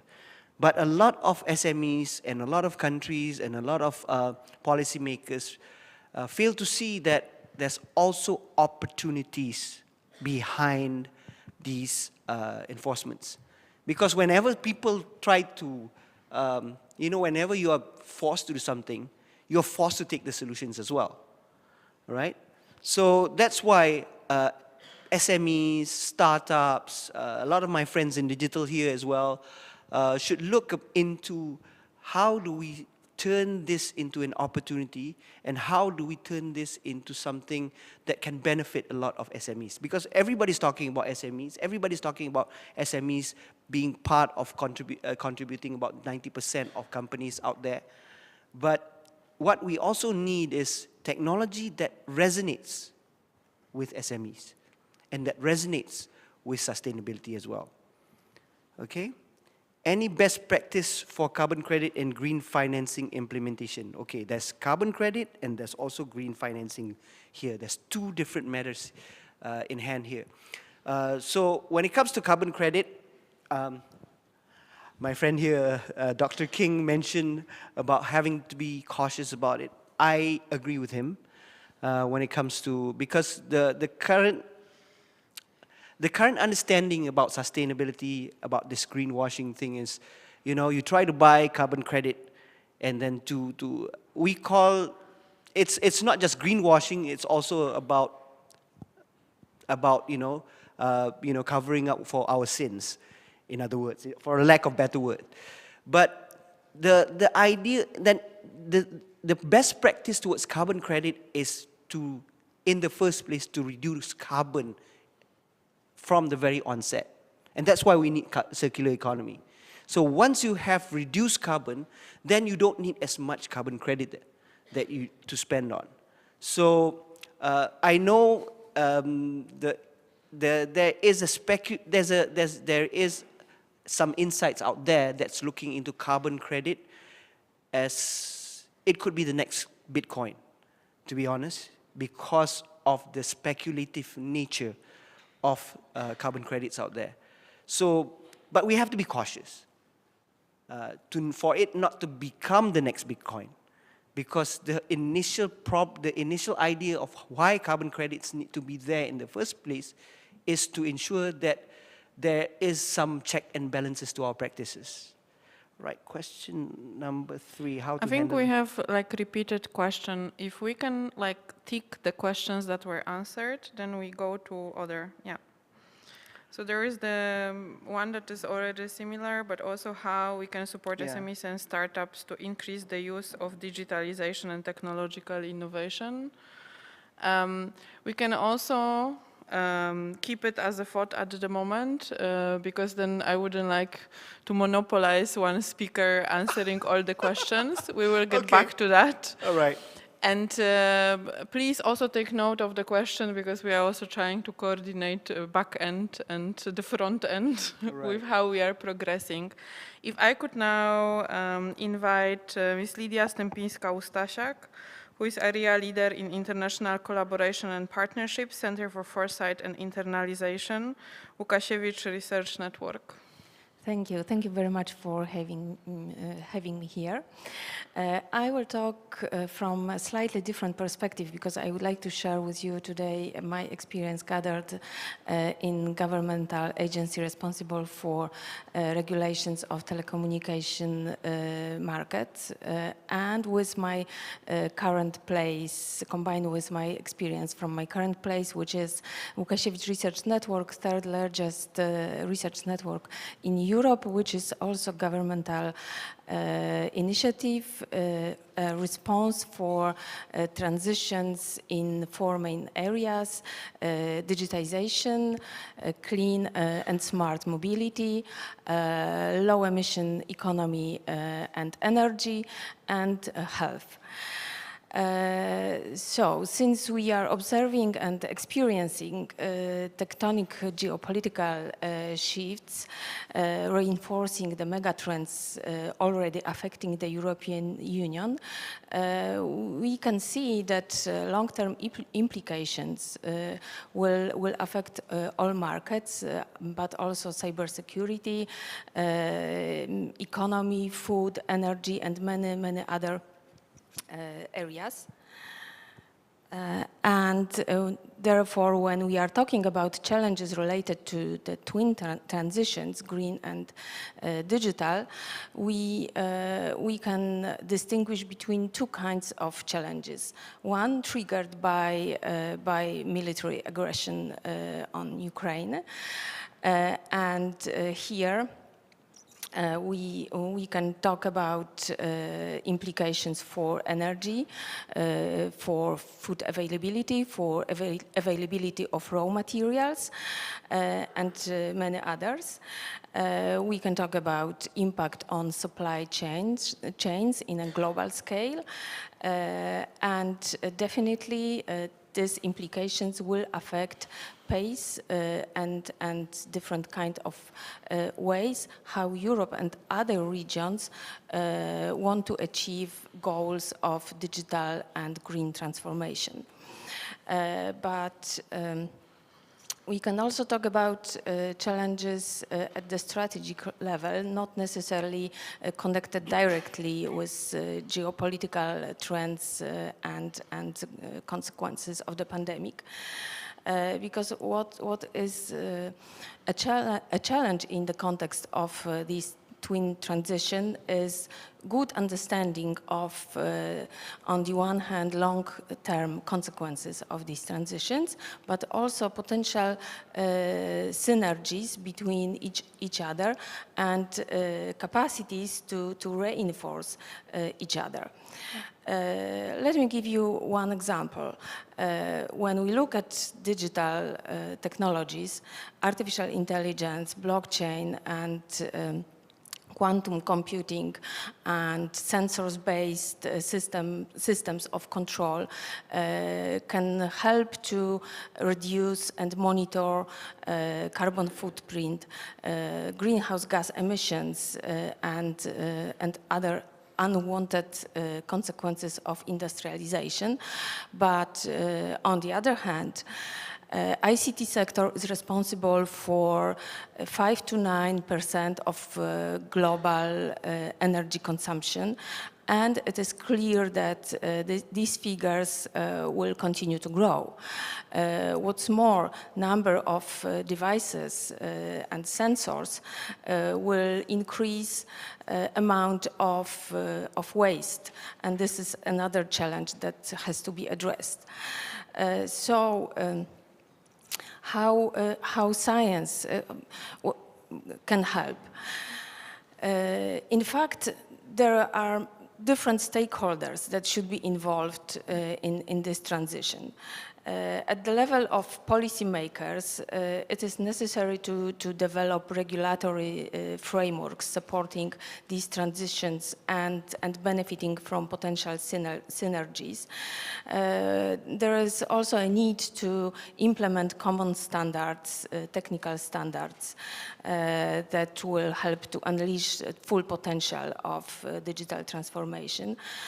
And there is also the need for stronger cybersecurity aid and data sharing policies at regional and global level. The second important player are big companies who can scale up new solutions and that can also create demand for new products and services.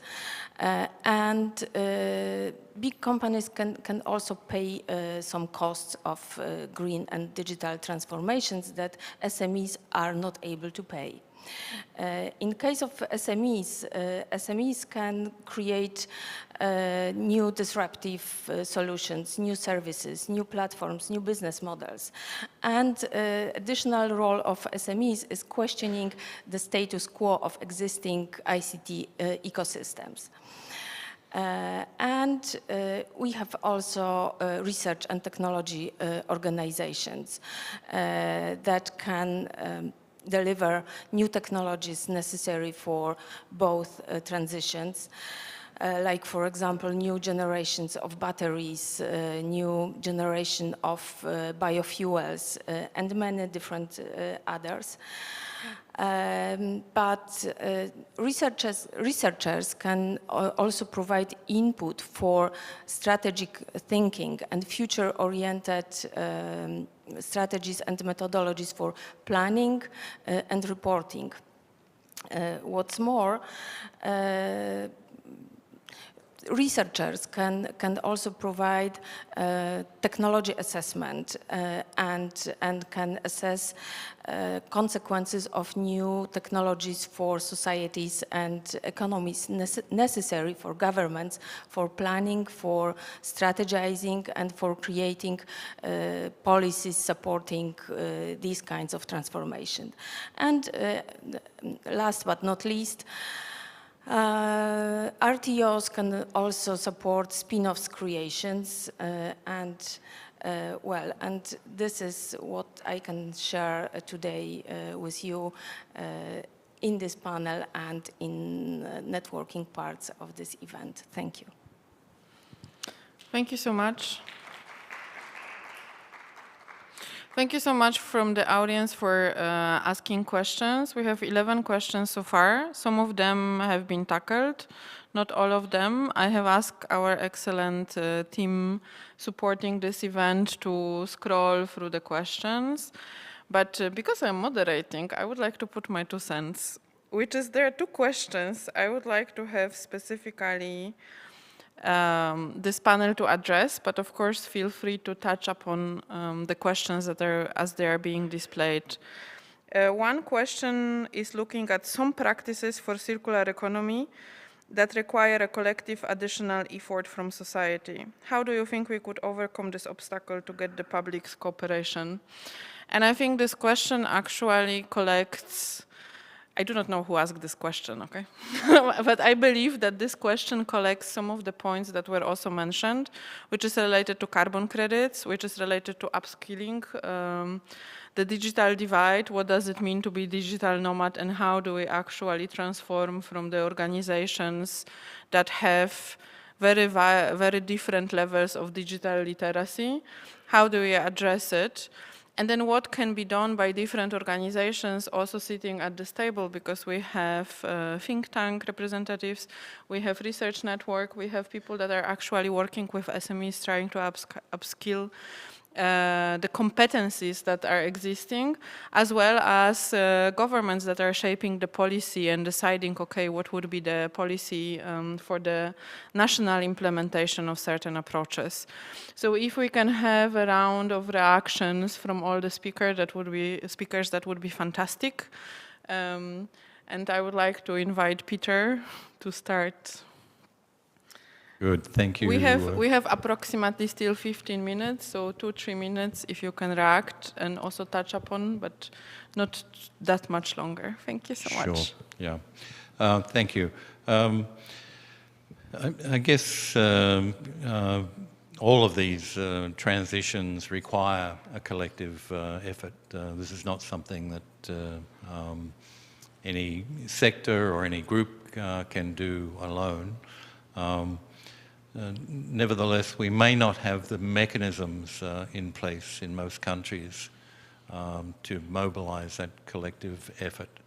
And so I would think that you need to start with grassroots, building community support for these transitions. Obviously, the government needs to create the enabling conditions through improved policies. And to ensure that the policies are coherent. One of the things we see right across the developing world, is that you have policies that promote greening and green transitions, but at the same time you have policies that promote the opposite, and they actually undermine the greening policies. So I think coherence in the policy is really important.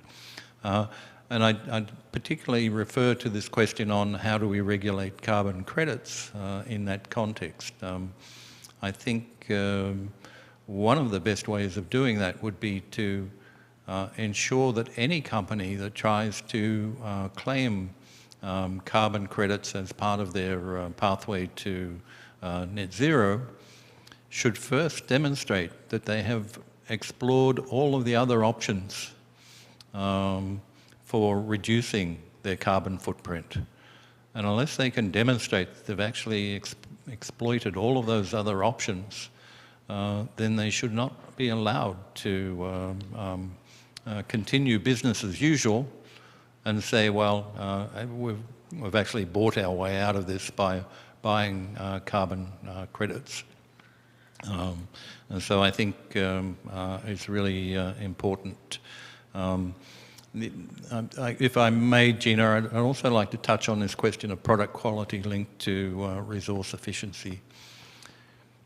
There is so much planned obsolescence in businesses that, I think that is probably one of the major driving forces for the lack of efficiency and the resource-intensive nature of business. And so if we could actually find some way of banning planned obsolescence, then that would have a big bearing on increased product quality, product lifetimes, and recyclability. Environment for design is really, design for environment is really important. So you actually need to build into product design the idea that eventually the product will reach its end of life and it needs to be recycled or repurposed in some way. And so that needs to go right into the design thinking from the outset. And so some of these approaches, I think, will then feed into the collective effort that's needed to ensure the transition to a decarbonised and sustainable future. Thank you. Thank you so much, Peter. I just would like to mention that we slightly changed now the slide, which means you can also ask still the question, but you can also answer some of the questions because we have quite a number of experts in this room. So please feel free to comment or also address and touch upon of the questions as the panelists are addressing. It's still the same Mentimeter, and then you can add on. If there is something controversial, we keep the right to address it. But I hope we will all collaborate in a way that we can share the outcomes of this session. Your Excellency, if you could now touch upon some of the questions that were shared during the session. Yeah, thank you. I go through the question here, mainly related to how to sustain, the environment, especially related to the industry and SME. I see here, from my experience related to the industry and especially inside the industry for manufacturing, to encourage them, how can we explore more the awareness of the importance of the circular economy. I think that government actually set the provision and set the regular, technical regulation to the industry. For example, like some of the factory that produce the produce the product and to get pollution of water pollution, and then the government how to force them to do the water treatment, you know, before they flow the water out to in the public area. And this is that we it's not kind of encouragement, but what the government should be put on the regulation, technical regulation to the factory. And for sure, in terms of digitalization, this is very important, and we understand that to respond to the digital, for example, especially for SME go digital, we still need more capacity building, for example, like smart logistic or inventory management or technology transfer or payment gateway. So a lot of things that we should do right now. And green industry as well, program we are doing in the nationwide actually. And some for me, I encourage that beside the existing SME should be promote the startup for the, how can we say that, eco-innovative for the, especially for the young generation, to respond how a circular industry should be promoted. This is from my side. Thank you. Thank you so much. Mr. Adman, would you be so kind? I can see like all the panelists got invested in reading what is coming from the audience. I agree with one of the comments here that says digitization is not a magic bullet. Especially when it comes to everybody looks at digital when it comes to solutions, but digitization is not the magic bullet. Let me bring you an example of our good friend, our good neighbor Thailand, who've done their own BCG model when it comes to circular economy. It gained a lot of traction not because it's fully digitized. It gained a lot of traction because it resonates to SMEs. It resonates to them when it comes to making sure there's minimal wastage to their crops. It resonates to them that they can, because they can come up with byproducts that they could sell by using the same amount of resources. Okay? So that is why we need to look at every angle, that every part of these as tools, whether it's digitization or data, especially data. I think for a lot of times, even for startups that I've worked with, is kind of oversold, because data is the rawest form of information in terms before it gets synthesized into information that's usable. Okay, but what needs to be there is basically that resonance, that human connection. When you have that human connection, then you'll get buy-in. Then you'll get the practice. So I think that's my take on that. Thank you so much. Dear Lydia, would you be so kind to continue? I like very much the comment on corporate efforts to advance circular economy, and I would like to connect this comment with the question on consumer engagement, because now analysis say that corporate efforts are the key part and driving force for advancing circular economy. And I would be very careful in moving point of gravity from corporate responsibility to consumers' responsibility, because of course consumers' choices and behaviors are important, but not so much in the big picture. And we cannot skip corporate responsibility in the area of greening and advancing circular economy. Thank you. Thank you so much for bringing this important point up. I just would like to slowly close the session as we are preparing for with our mindset for the next agenda point, that is lunch, for those that are with us in the room. And I can also see that energy is a little bit missing, so we definitely all deserve some rejuvenation during the next 1 hour break.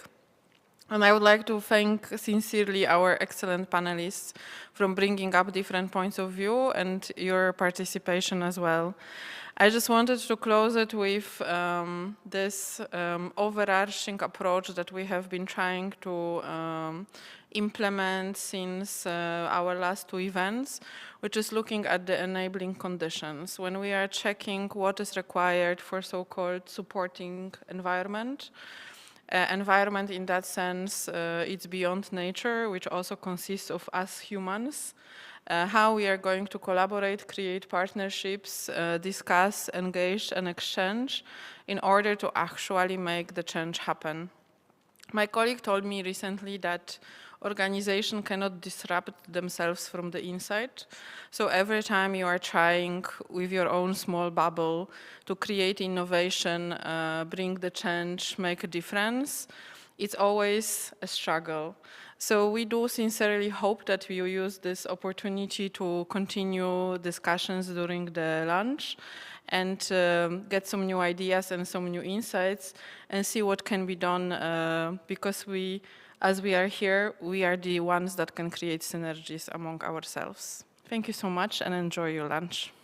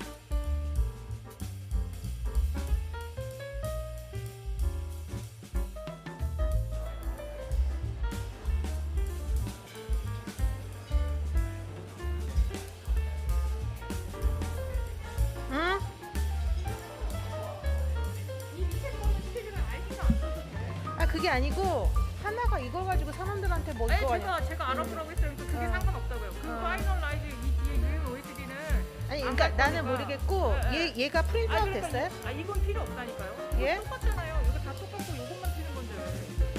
오케이.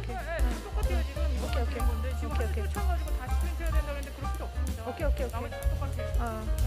나 이제 시작해. 시작하시면 될 것 같아요. 예?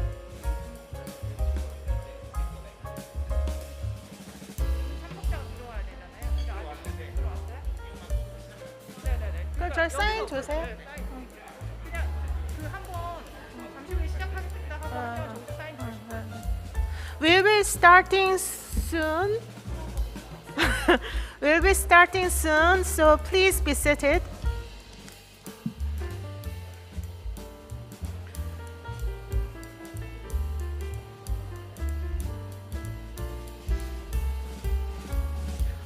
아직 안 오셔도 돼요. 제가 소개할게요.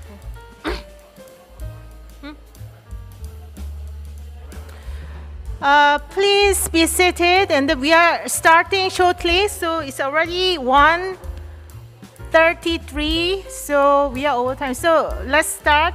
Please be seated.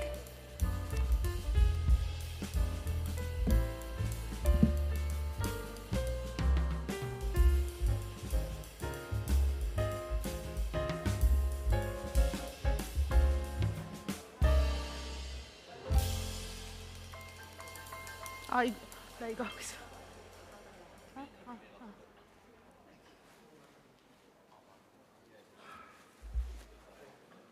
시작해도 돼?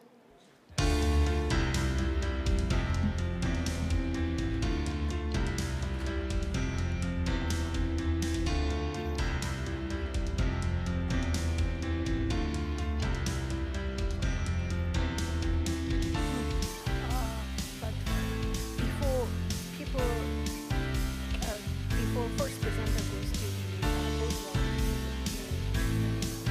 Did you do that? Okay. First you.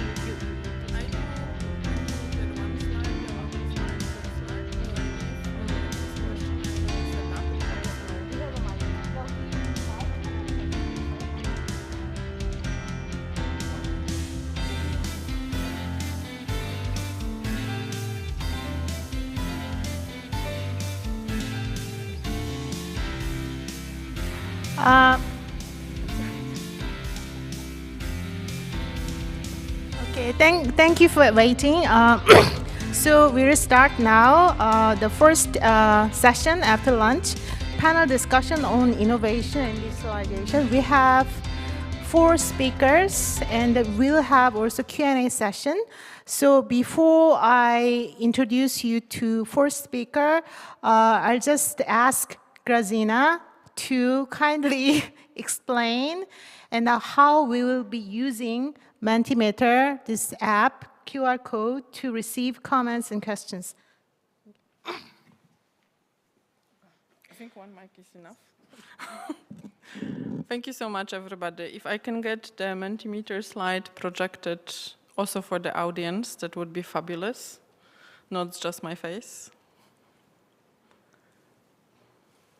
From the technical team. Okay, great.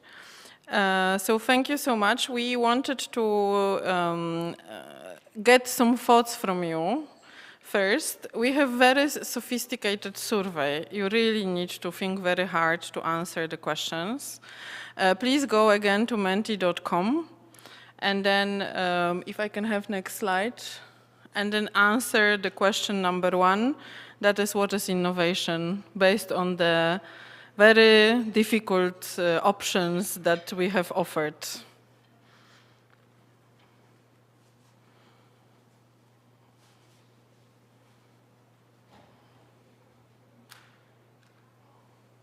So we are basically doing the vote of how popular are certain notions related with innovation. And we would have another one of similar sophistication for digitalization.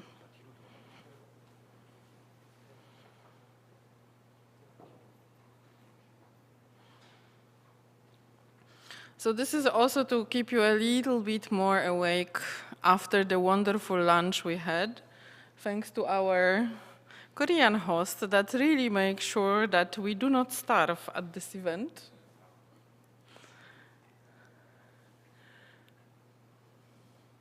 Okay, I just wanted to say that participation is a little bit poor. if you could be so kind to go to menti.com and put the code that is 87631953, because as you can see on the site, we can see how many people actually get involved in this activity. So we will give it a bit of time also to put us back into the topic and into the session. Also because we will be using Mentimeter further on for questions and comments. So we would like all of you to be on board with that.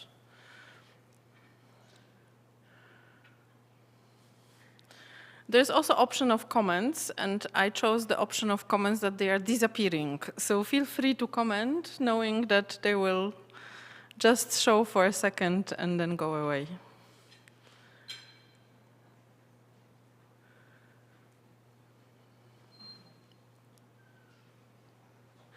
Okay, so this is interesting that I would actually assume that there would be some answers about that big companies or waste of time and so on and so forth, but I can see that in this room, everybody is strong believer in innovation. And this is something we can work with. And also this panel will look further into the details and nitty-gritty of this topic. If we can now move to next slide. This is the next one, which is digitalization. We actually had a lot of discussion how to spell these words. As you can see, we didn't entirely reach the consensus, depending on different vocabularies that we have been consulting on what is British English, what is American English, and what is digitization and digitalization as well. To just be on the same page as organizers, also what is the topic of this conference. I'm sorry, I'm just projecting my after-lunch sense of humor. So, wonderful. We can see that it is, again, essential for SMEs to thrive. And then, yes, scary, one could have say. Yeah, there's also this confusion that maybe is the same as innovation, which I think is excellent point because we will have fantastic speakers going into those two topics further on during the session with Hyun help. And also we are counting on you asking questions, but also sharing comments. Because as I said before, we are all experts in this room because you are all practitioners, you all know a lot. Maybe as individuals, we don't know it all, but as a group, we definitely have one of the most enormous potential and expertise as we are sitting all together, so let's help each other. And having said that, I would like to thank you very much for your engagement and my colleagues to move it to the next slide that will be open for the presentation. Ask your questions, share your comment, so we can all engage. The floor is yours.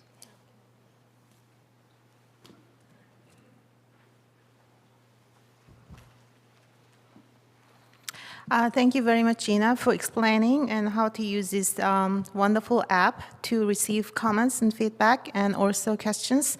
So now I'll give the floor to the first speaker of this panel discussion. I'll introduce you to Mr. Taek-jin Jung, President of 7 Consulting Group.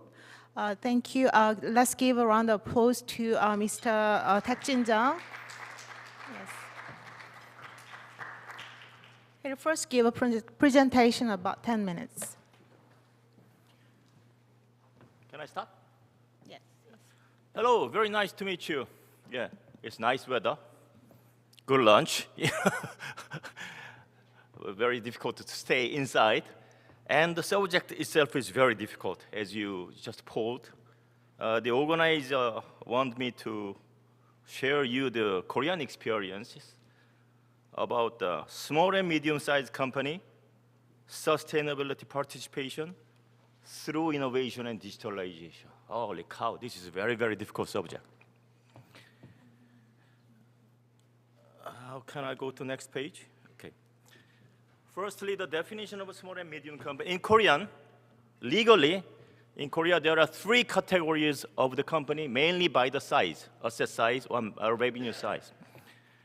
The bottom one is a small and medium-sized company. Generally speaking, the revenue says is if your revenue is under 100 million US dollar, you say it's a small and medium company. And it is, mostly protected by, generally speaking, by the fair trade law or whatever, and small and medium company promotion law. And then there is a big size company, as you may be familiar with, Samsung, LG, POSCO, SK. We call it chaebols and big conglomerate.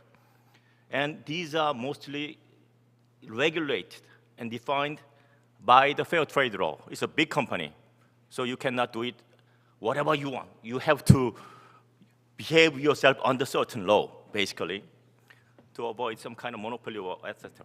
And there is a kind of a middle segment, like Germany. We call it the middle market enterprises between SEM and chaebols. Sales is over 100 billion, about 15 billion Korean won, and not belonging to chaebols. So our government is quite clever to build a sort of economic strata from the start to the global size big company. What the committee wants me to discuss is small and medium company, their experiences. Innovation and digitalization. As you just polled, innovation is very easy to say. Everybody is talking about innovation, but your poll just said it's very difficult, very difficult to implement. That's the innovation, I would say. And digitalization, when data from throughout the organization and it's assessed, it is processed through advanced digital technology, blah, blah, blah. It's also very difficult. But you cannot survive without digitalization in this world. So basically, these are very, very, the key components for small and medium industry companies to survive in the coming future. We all agree. Hot issues, lots of things to do, but also very difficult to implement. These are the facts.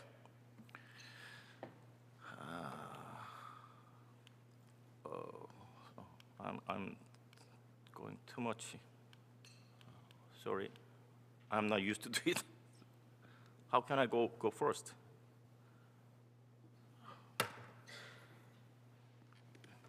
This one? Sorry. How can I turn next page?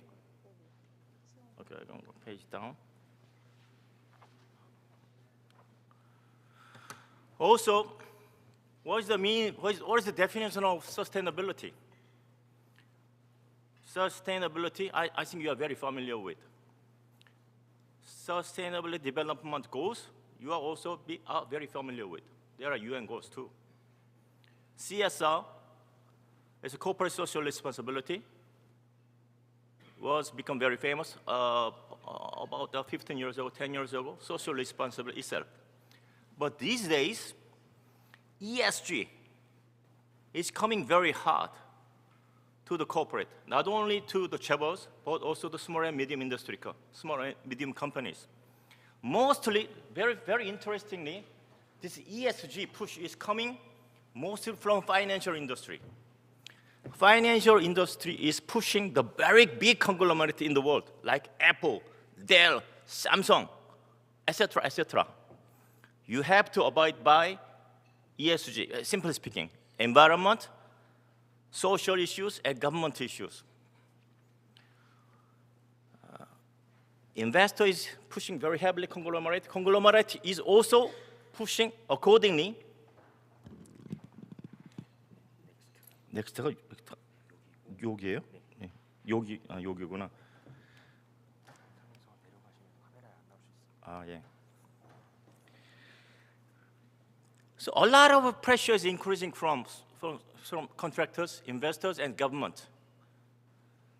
Korean economy is basically export industry. Of course, the domestic demand is there are existing, but mostly export industry. The government asks the company to have a ESG compliance. Also, they want small and medium company to disclose what you are doing. There are various rules, regulations, guidelines, KESGs, all kind of regulations are coming up. Investors becomes more active. Financial institutions, credit rating, becoming to involve in financing itself. Contractors, consumers have been active, but now the order giver, contractors, also telling the small and medium companies, you have to abide by your ESG. Also, there is already in the world, ESG ecosystem is existing. There is a company, credit company, client, industry initiatives, RB, you have all heard about it, RE100, RBA, RMI, all kind of things. Government, investors. So a lot of pressure is coming to small and medium industry. Making things more complicated, there are so many guidelines, so many guidelines nowadays in the world.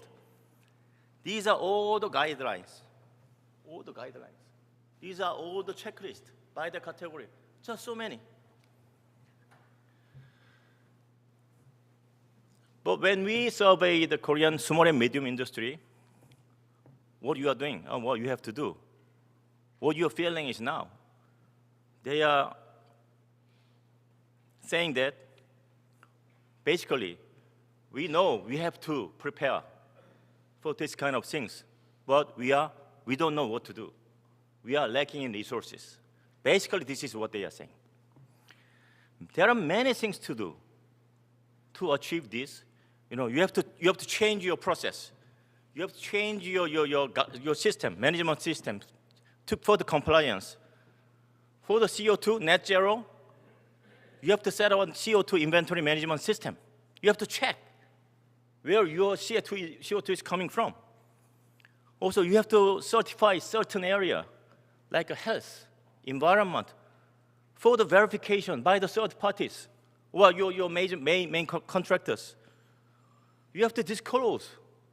Disclose means you have to have something to disclose, so that you disclose. If you have nothing to disclose, what will happen? You have to do something just to disclose. To do this, you have to hire people. Small and medium company generally lacking in human resources and money. But to prepare this one, you have to invest for your people. You have to hire.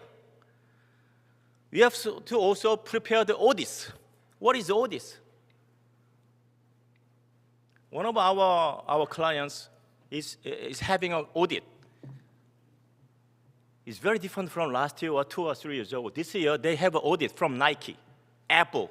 They are coming from Sweden, Assa Abloy, Italian companies, European, Korean, American companies are coming to Korea to check whether Korean small and medium industry exporter is complying ESG.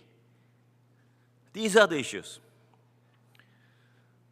Fundamentally, to achieve net zero, to ESG, all kind of things, you have to change. You have to improve your machines. You have to upgrade your facilities. You have to improve your technology. Anything is possible, I think, if you have enough financial muscle and enough technology, if you can get it. Raw material change.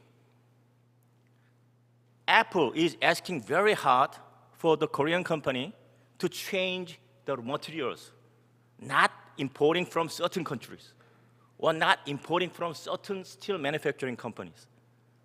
What is all the money, basically? Et cetera, so many things to do.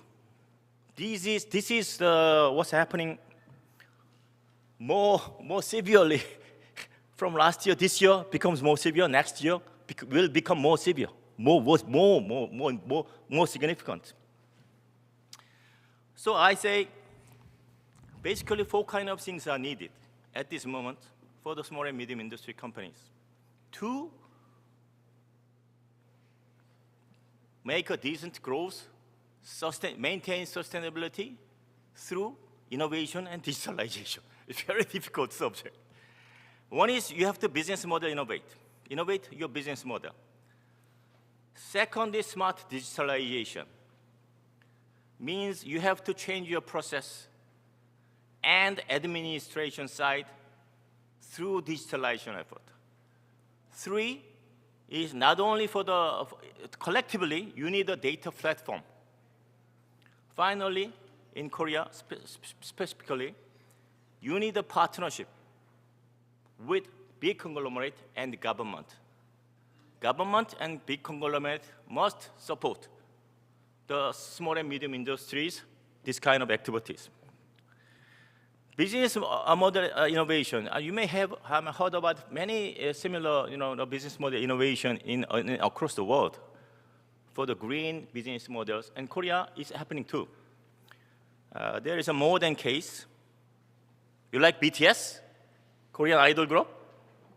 This company became famous because BTS purchased back from this company.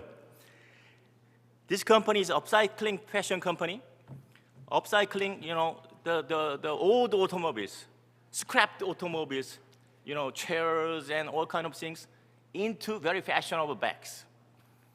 So basically, they are trying to achieve triple bottom line, and their company's purpose is to build a social value driven company. Can save a lot of recycling materials and hire. Also, they are hiring very vulnerable social groups like North Korean refugees. In Korea, Korea interest is generally 40-something women. They are hiring those kind of people. So through probably BTS issue is a very famous one. BTS purchases the bag from this company, and as they are carrying that, this becomes a very profitable, successfully achieving triple bottom line company. Second thing is, in Korea, Korean government and small and medium industry company is trying to achieve carbon neutral smart factory through various programs and some funding. You have to 3 components: energy diagnosis and planning first.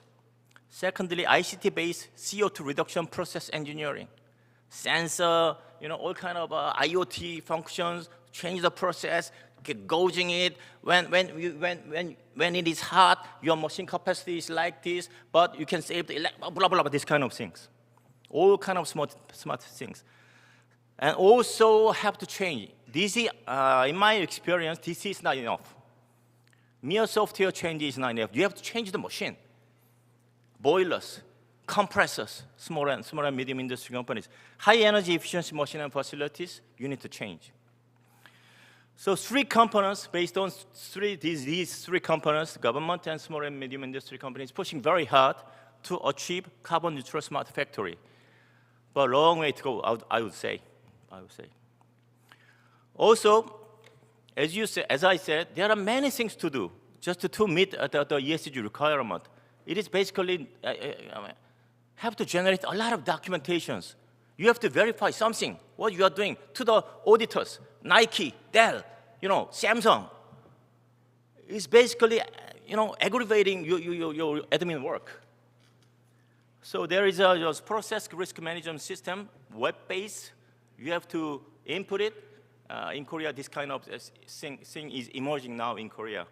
So managing various ESG requirements is a very tough issue.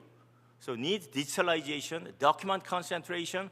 Also, you need a lateral communication. If you have your compliance in the document form, the guy only in charge of that document can see that. You cannot laterally share. It's very difficult to share these issues, horizontally, laterally. So you have to put it all things in the digital format so that everybody can share. and observe the progress. So it is increasing HR efficiency, online, offline synchronization, KPI management is possible. This is the many small and medium industry Korean companies are trying to achieve these days and in the future. Very long way to go still. So generally speaking, as I told you, if you listen to me what I say, there will be a lot of data coming up. Also, you have to disclose. Small and medium industry companies, they do not know how to disclose, where to disclose, in what format. What is my status against other small and medium industry company? So basically, I think our government is clever in trying to create this kind of a platform. I think they are now planning it. So ESG KPIs and competencies, users, so that they can accept it. You know, there are many credit rating companies. These days are banking. Even the bankers are asking the status of your ESG so that they can have a credit rating, influence on the credit rating. So this kind of data platforms, Koreans are basically not yet there, but trying to planning it. Also, you need a ESG partnership. Small and medium companies, generally speaking, is lack in resources and people, money. So in Korean government is pushing very hard, CO2 smart factory, as they declare net zero, yes push, they set up a KESG, and Samsung, LG, SK, Hyundai, POSCO, and these are private companies, they all have a program to co-promote ESG for their SCM, digitalization and innovation activities through various, supporting activities. Also, the government, companies like Korea Capco, Korea Hydroelectric companies, or Gangwon Land, those kind of companies are trying very hard to help small and medium industry companies to achieve this kind of activities, to increase competitiveness, sometimes share technology, so providing some training and consulting, sometimes training through some funding activities for the infrastructure improvement, and trying to help financing issues. So these are basically the ESG partnership. I think this still, in my personal perspective, opinion is not that many, but we have to. But they are thinking about it and trying to expand it. So it's a good sign. So these are the Korean experiences about sustainability, small and medium companies through innovation and digitalization. We have a long way to go, but for us to survive in this kind of turmoil, very difficult world economic situation, and especially a very strong ESG push, we have to more focus on business model innovation, and second, some partnerships, and some platform, and the digitalization through process digitalization and administration side of digitalization activities. Yeah, thank you very much, Mr. Taek Jin-jung. I'm sorry to cut it short, okay. But it's very, thank you very much. Let's give a big round of applause to him. Yes. Thank you very much for energetic presentation. It was very informative, and just recap at what he presented. Actually, he just mentioned about current the requirement for the SMEs to follow through the environmental, social, and governance standards. And actually, there's a lot of pressure from the government regulations and the financiers, investors, and customers for the companies, large and small alike, to comply with these ESG standards. And he just mentioned there are lots of things needs to be done by the SMEs, such as disclosure of information, reporting requirements, audit preparation, upskilling, reskilling of human resources, and technology improvement, etc.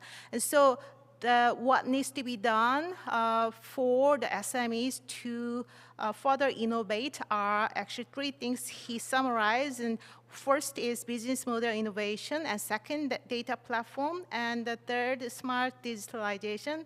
And lastly, also, he just mentioned also it's very important to have the partnership for ESG standards between government and large companies and small SMEs altogether. So thank you very much. And we have next speaker, the Mr. Soo-Sung Lee, and Senior Partner and Managing Director of Roland Berger. It is actually a global-based consulting firm. So now I just give the floor to Mr. Soo-Sung Lee. Please have a round of applause to him. Thank you. Just before you start, and it really very much appreciated if you keep it your presentation up to just only 10 minutes. Thank you. Thank you. Okay, I'd like to address why the Industry 4.0 or digital transformation is really critical for the success of SMEs in the future. Okay, probably you heard that now the new industrial revolution is coming, which is fourth industrial revolution. Probably you also agree that now the third industrial revolution era is over, which we are living right now. I want to discuss why people are discussing those topics right now. So you have to understand this chart first. If you look at x-axis, which is capital productivity indicator, which added value over, which is capital employed, investor capital. If you look at y-axis, it's a profitability indicator, EBIT over added value. So if you, profitability times and capital productivity, then actually added value cancel out, it becomes return on capital employed. So basically, this is the graph. The same ROCE line, so we call it ISO ROCE graph, okay? So important thing is that if you compare the ROCEs of different size of companies between 2014 and 2018, please look at it. So basically, from 2014, now generally the capital productivity decreased. It moves all the left direction, right? So it means that most of the companies, actually all the companies, their capital productivity decreased. And most of companies even decreased their profitability as well. It means the cost for cost reduction is getting to the limit. So basically, the cost for the cost reduction it become expensive. That's why we call it Industry 3.0, which is third industrial revolution era is over. We need a new industrial revolution, which is Industry 4.0. Okay. So what's the difference between Industry 3.0 and 4.0? Probably, you understand that, mass production, standardization, low-cost country relocation. Probably you all understand and are familiar with this concept. These are all the norms of the third industrial revolution era, right? Which we have been doing from the back in 1970s, right? But now it's over. Because why? I mean, actually the financial norm of Industry 3.0 is all about cost reduction and price competitiveness, right? The standardization, why we did that? Mass production, why we do that? In order to reduce the cost. But now, as you saw in the previous chart, investment for cost reduction now become more and more expensive and get to the limit, right? That's why we need the Industry 4.0. So what is Industry 4.0, which is actually digital transformation in the industry? So when you say digital transformation, it's all the digitization and impacts the human behavior. Is generally speaking, is a digital transformation. But we call it Industry 4.0 if this digital transformation is happening in the industry, okay? And Industry 4.0 is basically integrate all the value chains of the industry based upon very innovative technologies, which wasn't available in the past, but now it's available. So you heard that IoTs and AIs, these are all enablers of Industry 4.0, right? Okay, this is the summary of the theoretical Industry 4.0. So as I said, in the third industrial revolution era, which actually began back in 1970s, all the investment goes for cost reduction, right? Mass communication, mass production, standardization, low-cost country relocation, right? So that actually contributed, increase your EBIT, operating income, right? But that was very effective at that time and some countries until now. But now it goes to the limit because as you invest more for your cost reduction, your asset is getting heavier as it becomes very inefficient. That's why, capital productivity goes from the right to the left, which is capital productivity is decreased as the industry 3.0 actually gets severe, right? That's why we are start talking about industry 4.0. Then what is industry 4.0? It's all about capital productivity, so actually maximize return on capital employed. So in the direction of the three. So actually, most of the financial investors target to ROC of 15%. But now we want to 20%, 30% through Industry 4.0, okay? How is that possible? So basically, this is an economical equation for the Industry 4.0. So we want to, in order to maximize ROC, basically you need to invest less for the same effect, right? How is that possible? Basically, you have to maximally utilize your asset. Then basically the unit cost is decreased. Now, Hyundai Motor Group, they try to transform themselves in the production way of making EVs from platform-based to modular-based. Why they are doing? They actually try to maximize the return on development, actually, which means that unit cost of investment for the one vehicle, they want to decrease.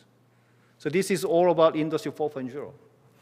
And they also want to increase the average price of the product. How is it possible? That was actually, looking at the mass production, right? If you, make the 100 T-shirts, it's much cheaper than only producing one T-shirt, right? But now it's not anymore. Based upon Industry 4.0, cost of one close to the cost of many because of the Industry 4.0 solution, just like 3D printings and things like that, right? So this is possible, but if you look at the tailored suit, it's much more important to the suit in the shop, right? So because it's much more value added by tailoring. So with the same cost, you can actually add value and you can actually, to sell it more expensive way. That's why the average price is going up.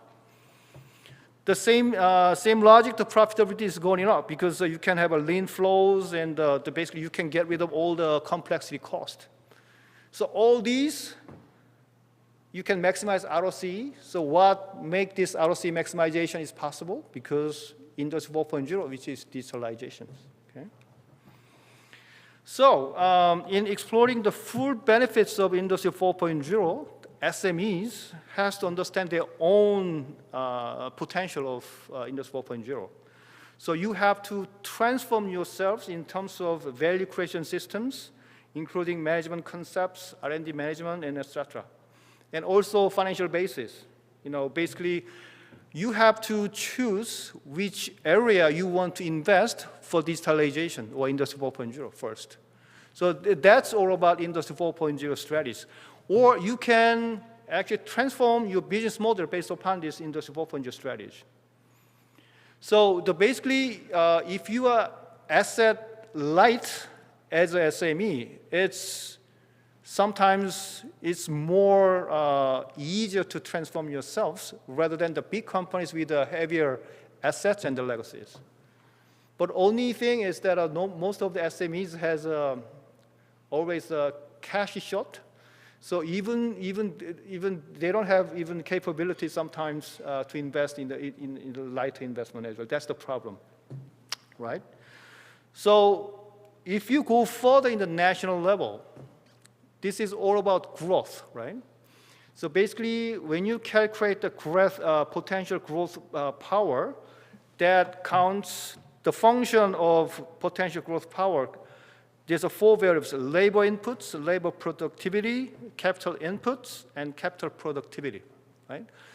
Korea and everywhere is now, people are aging, the population is not growing. So labor inputs in the future is decreasing. It means that basically, if you consider only those things, potential growth power is decreasing, right? So if you have to invest in the Industry 4.0 digitalization assets so that you can increase your capital productivity because of your invest in the Industry 4.0 assets, your capital inputs increase, and sometimes these digital assets increase the labor productivity. So please consider that 99% of the corporation in Korea is SMEs. And SMEs hire 90% of the whole employees in Korea, right?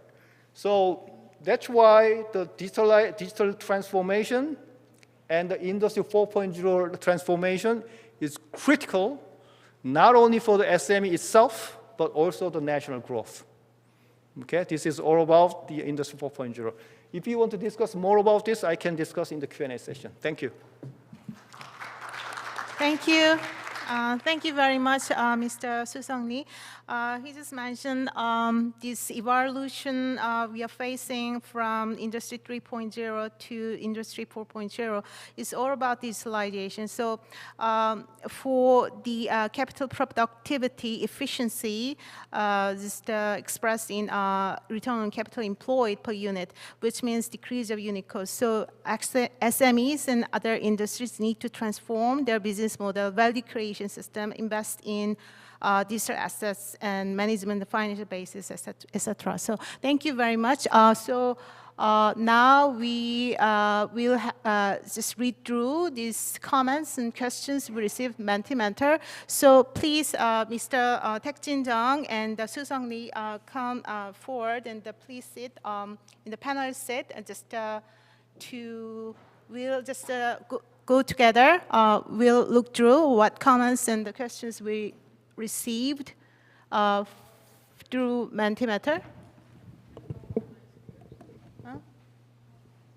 We have a question and it's before going online, right? Yeah. So.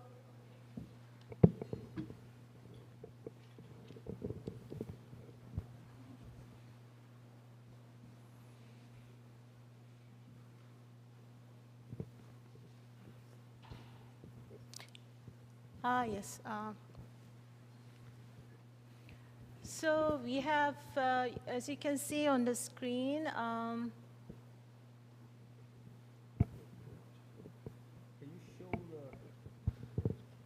the questions to here too? Yes. It doesn't show. How about the 저기도 있어요. 저 보실 수 있어요? question.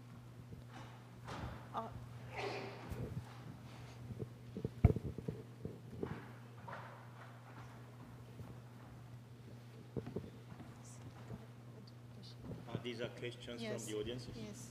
Okay. So your question, number 1, innovation and digitalization are one of the hardest steps to overcome for SMEs. Yes. Yes. Because it requires a lot of new thinking. Because it requires a lot of new thinking. You have to change what you have been doing so far. And it needs money. You have to pay a good money to the good consultant like this company. All kinds of things you have to do. Also, you have the critical things for the small and medium industry is unlike Samsung or Apple. They are lacking in human resources. They are lacking. That's the top talent people are naturally going to Apple, Samsung. In Korea, that's the very sadly, that's the current situation. So it's very difficult.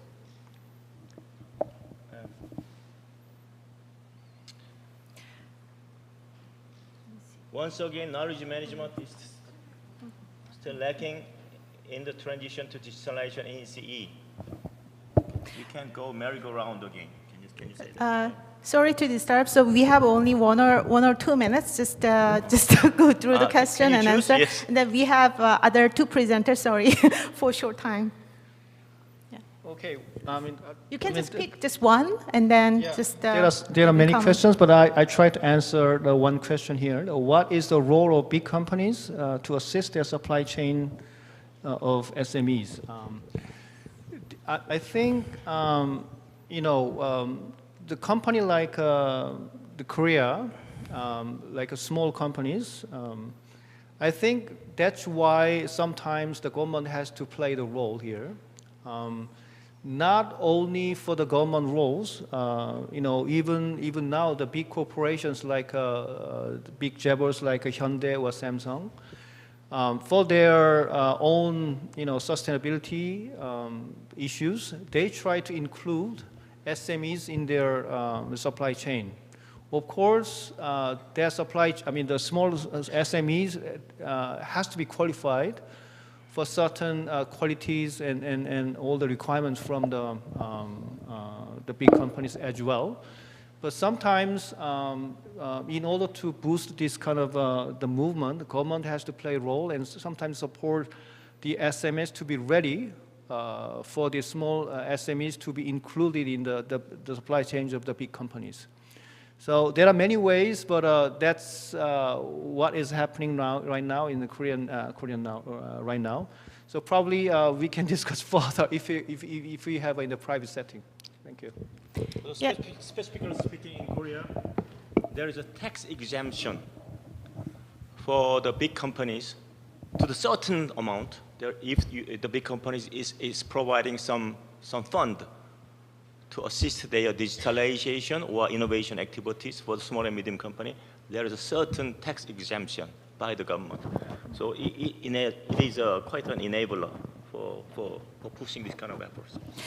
Thank you very much, Mr. Soo-Sung Lee and Tak-Jin Jung. So thank you very much.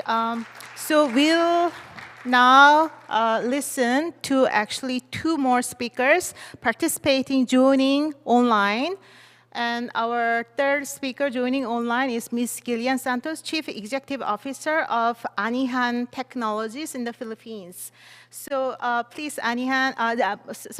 Ms. Gillian Santos, and can you just present up to 5 minutes first, and then we go to next presenter, Ms. In Pugh from Myanmar. Yes, first, Ms. Gillian Santos, floor is yours. Please present. Yeah, thank you. Okay, thank you. Can you see my screen? Yes, we can see you. We can see you very well. Yeah. So good afternoon, everyone. My name is Jillian Santos, the CEO of Anihan Technologies. The Philippines produces more than $18 billion worth of high-value crops every year. These crops go from production to post-harvest as they are seasonally planted, harvested, then stored until they are distributed locally or shipped for export. However, nearly half of what we produce in the Philippines is lost due to logistical mismanagement and prolonged storage in unfavorable conditions. Leaving the food problem unsolved can cause the Philippines to lose more than $2 billion each year. And that's where Anitech comes in. Through offering a suite of quality management solutions, we want to help growers and supply chain personnel working on warehousing, quality assurance, and logistics to manage stock quality and move fresh crops from point A to B with minimal cost and spoilage. So our solution is threefold. We provide our users with the hardware, software, and actionable data needed for storage and crop quality management. Our storage quality sensor can monitor environmental conditions that impact food quality and yield. If conditions exceed the preset parameters, a notification can be sent to users via SMS or email to warn the user and enable them to rectify the situation before food loss occurs. We're also developing a food quality sensor system that can detect pesticide level and predict spoilage rate. This allows users to know which batches can be sent to farther regions and which needs to be sold faster because it's about to spoil. Both sensors are combined with an IoT system so you can access your data in real time through our platform. Now, Anitech disrupts the status quo of doing invasive testing, running them in a lab, and sending reports several days later. With Anitech, you no longer have to invest in bulky and expensive lab type equipment or commercial sensors that only monitor one type of environmental condition. And unlike other current solutions in the market, Anitech is the only startup in the Philippines that can give you real-time actionable insights from production up to the post-harvest stage of the supply chain. Currently, we are using a hardware and software as a service business model, so we charge a down payment for the hardware and a monthly platform subscription fee for users to gain access to our platform, the data, and the insights from our dashboards. And in less than a year, we have a pilot test ready prototype. We've won 4 competitions, conducted more than 40 validation interviews, partnered with Foodie Box Group Malaysia, became an EU Tech Chamber advocate, and an incubatee of the PhilDev Foundation. And lastly, we secured 3 early adopters willing to pilot with us. But for Anitech to scale, we plan to reach and close customers through building partnerships for one-to-many distribution. So we will be reaching out to associations that have multiple agri stakeholders as their members and create market awareness through webinars, seminars, and exhibit booths at agri-related events. We will also be directly selling to various agri stakeholders that already own and operate greenhouses and warehouses. And we're also open to partnering with other agri-industry players for product bundling. Lastly, we plan to seek support and partner with government agencies and international organizations that can help Anitech be involved with making agricultural policies and practices, food safety standards, as well as roadmaps. And within 3 years, we aim to be an enterprise that can manufacture certified sensors at scale, sell at scale, and leverage the data we've collected to generate more value propositions for current and future customers. Our goal is to provide quality management solutions, not just for crops, but for other major agricultural products like livestock, poultry, and fisheries. By monitoring storage and crop conditions, agri-stakeholders can optimize their inventory and ultimately reduce food loss by 5% and increase yield by 3%. Through Anitech, we want our country and other neighboring countries to become better providers of fresh crops, and it all starts by minimizing food loss. This is our team. I am joined by my co-founders Daniel, Paolo, and Anthony, where we have 20 years of combined research experience. Our R&D advisor is my father, Dr. Santos, with more than a decade of experience in acquiring research grants. And Jimmy Lee is our advisor, with over 19 years of experience mentoring and managing startups. Thank you for listening. Once again, I'm Jillian Santos, the CEO of Anihan Technologies, and we hope you can be part of our journey in making Anitech a reality. Thank you. Thank you very much, Gillian Santos, and joining online. I'll just present you to our next speaker joining online, Ms. Inin Pugh, Business Development Director and co-founder of Greenovator in Myanmar. Yes, floor is yours. Please make a presentation of the 5 minutes. Thank you. Ms. Inin Pugh, so you can now start just introducing you about your company. Yes. So can you see my screen? Yes, we can see you very well. Okay, thank you. And how about my screen? Okay. Yep. And then now you all can see my screen very well. Yeah. So good afternoon from the Thailand. Actually I'm the Myanmar company. Currently now we are based in Chiang Mai, Thailand, for the expansion of our services. So my name is Yin. I'm the co-founder and a business development director of the Greenovator. We are the data management platform that brings the inclusive business for the sustainable agricultural ecosystem in Myanmar.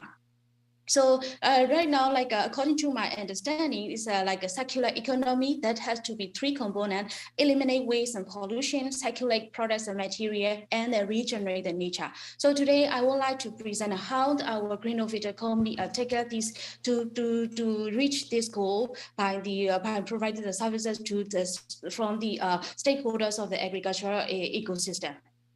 So, as you all know, mostly in Asia, most of the farmers think they are doing the farming because of they are the inheritance from their ancestor, or they are just doing because they don't know what to do like this. So that's why we would like to empower the farmers to see the farming as a sustainable business, and this is a critical players in the world food system.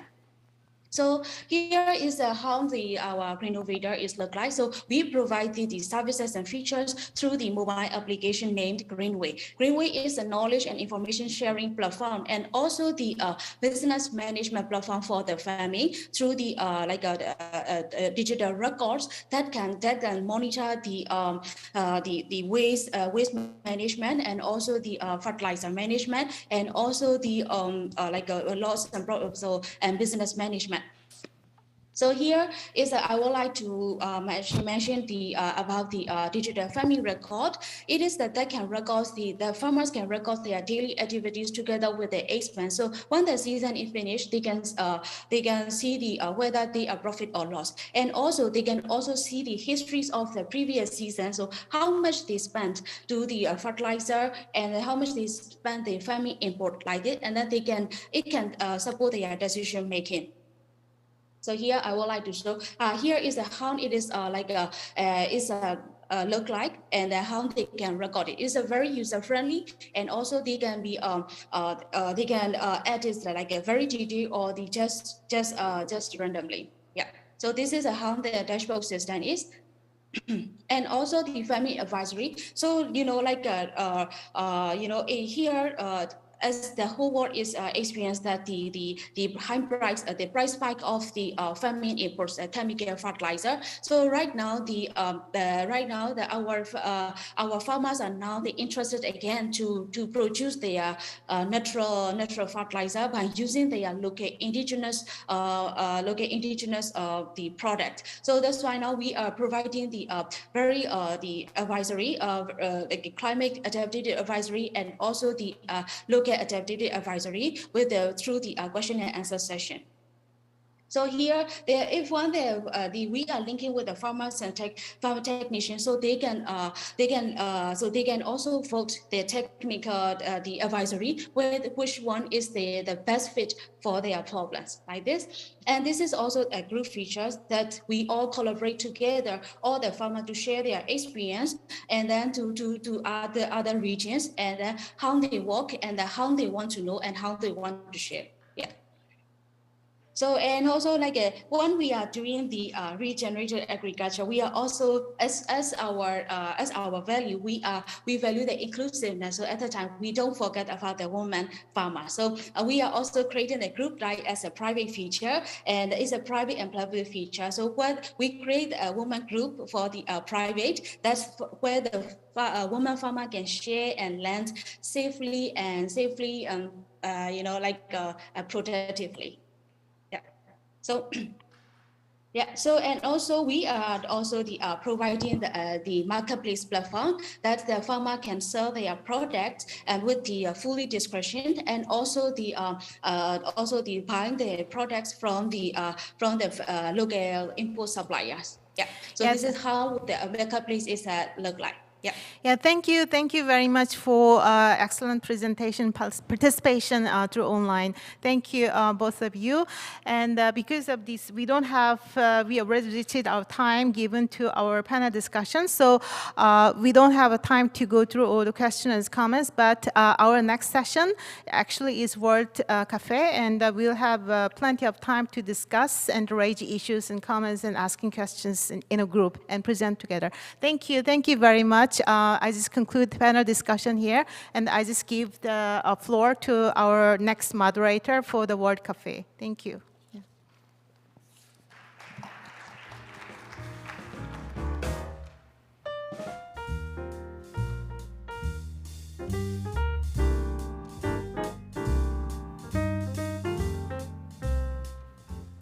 I am sure you didn't think so, but we made it on time.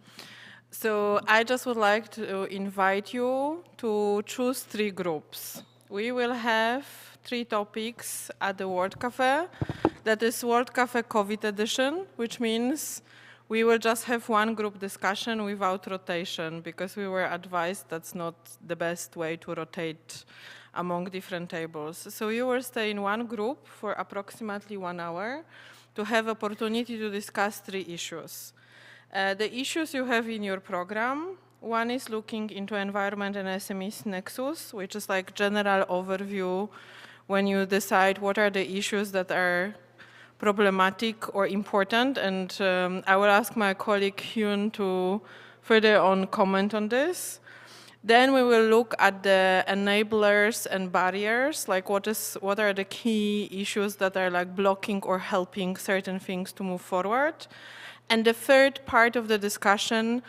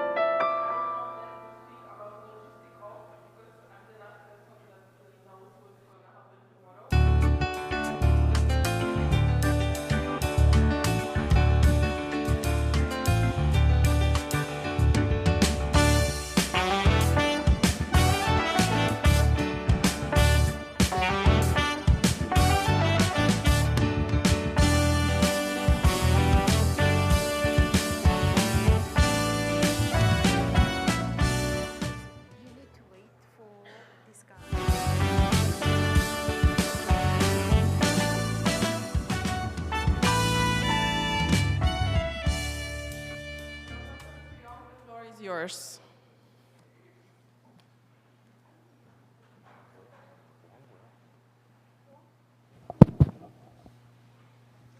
Can I start? The camera is all right? Okay. Good afternoon. My name is Suyong Chong. I'm a professor at Korea University based in Seoul, Korea. I was driving my car to come to today's important final session to, I think, discuss about the ways forward. And then I'm very pleased to be here. Before, I would ask each panelist to talk about the issues that they might want to add to this conference. Let me just try to set sort of the scenes on the why we have been discussing on these issues. Let me talk about my personal stories.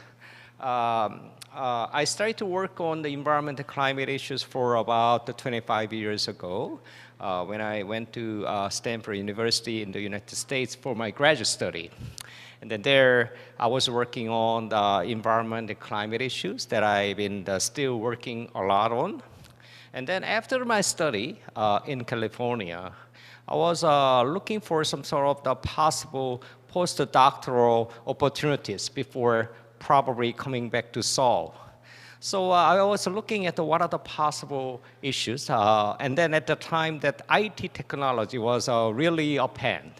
And then so I started to work on the IT policy of Republic of Korea as a postdoctoral fellow at the Stanford University. And then literally, I collected all the important, every name cards of the then famous IT technicians and then company leaders. And then one of them has become important politicians these days in Korea. So I took a look at Korean IT policy in the context of how small and medium-sized companies could take a lead. And then, as you know, in Silicon Valley, startup companies are very, very important, right, in promoting IT, industry. So I had a chance to take a look at it. After coming back to Seoul, I was involved in some of the activities, including being representing the Republic Korean government in the Basel Convention negotiations. As you may not know, the Basel Convention is one of the leading forum where we develop the issues on the circular economy, right? And then I had a privilege to serve the compliance committee as a vice chair, and we talked a lot about the circular economy. How come that these three stories are meeting here together today, right? And then some years ago, when the Saudi government hosted the G20, one of the official track in the contest G20 meeting is the Science 20, where representatives of the science community of the G20 member countries got together, and then they discussed about what are the future technologies that will lead us actually to become more sustainable and healthier and a better life. And then they discussed a lot about the nexus among the three pillars, including the environment, that include circular economy, climate, and others, right? And then IT, once again, and then one more, actually health. Maybe we can add that later on. And they were discussing about not only departmentalized approaches among three. Actually, it's very important for us actually to find how to connecting the dots among the three pillars. And then I think what we have been doing today is exactly to find a way of how we can actually find the connecting dots among the very important issue areas, especially through the sort of the enhancing role of the small and medium-sized companies. So this issue will become more and more important.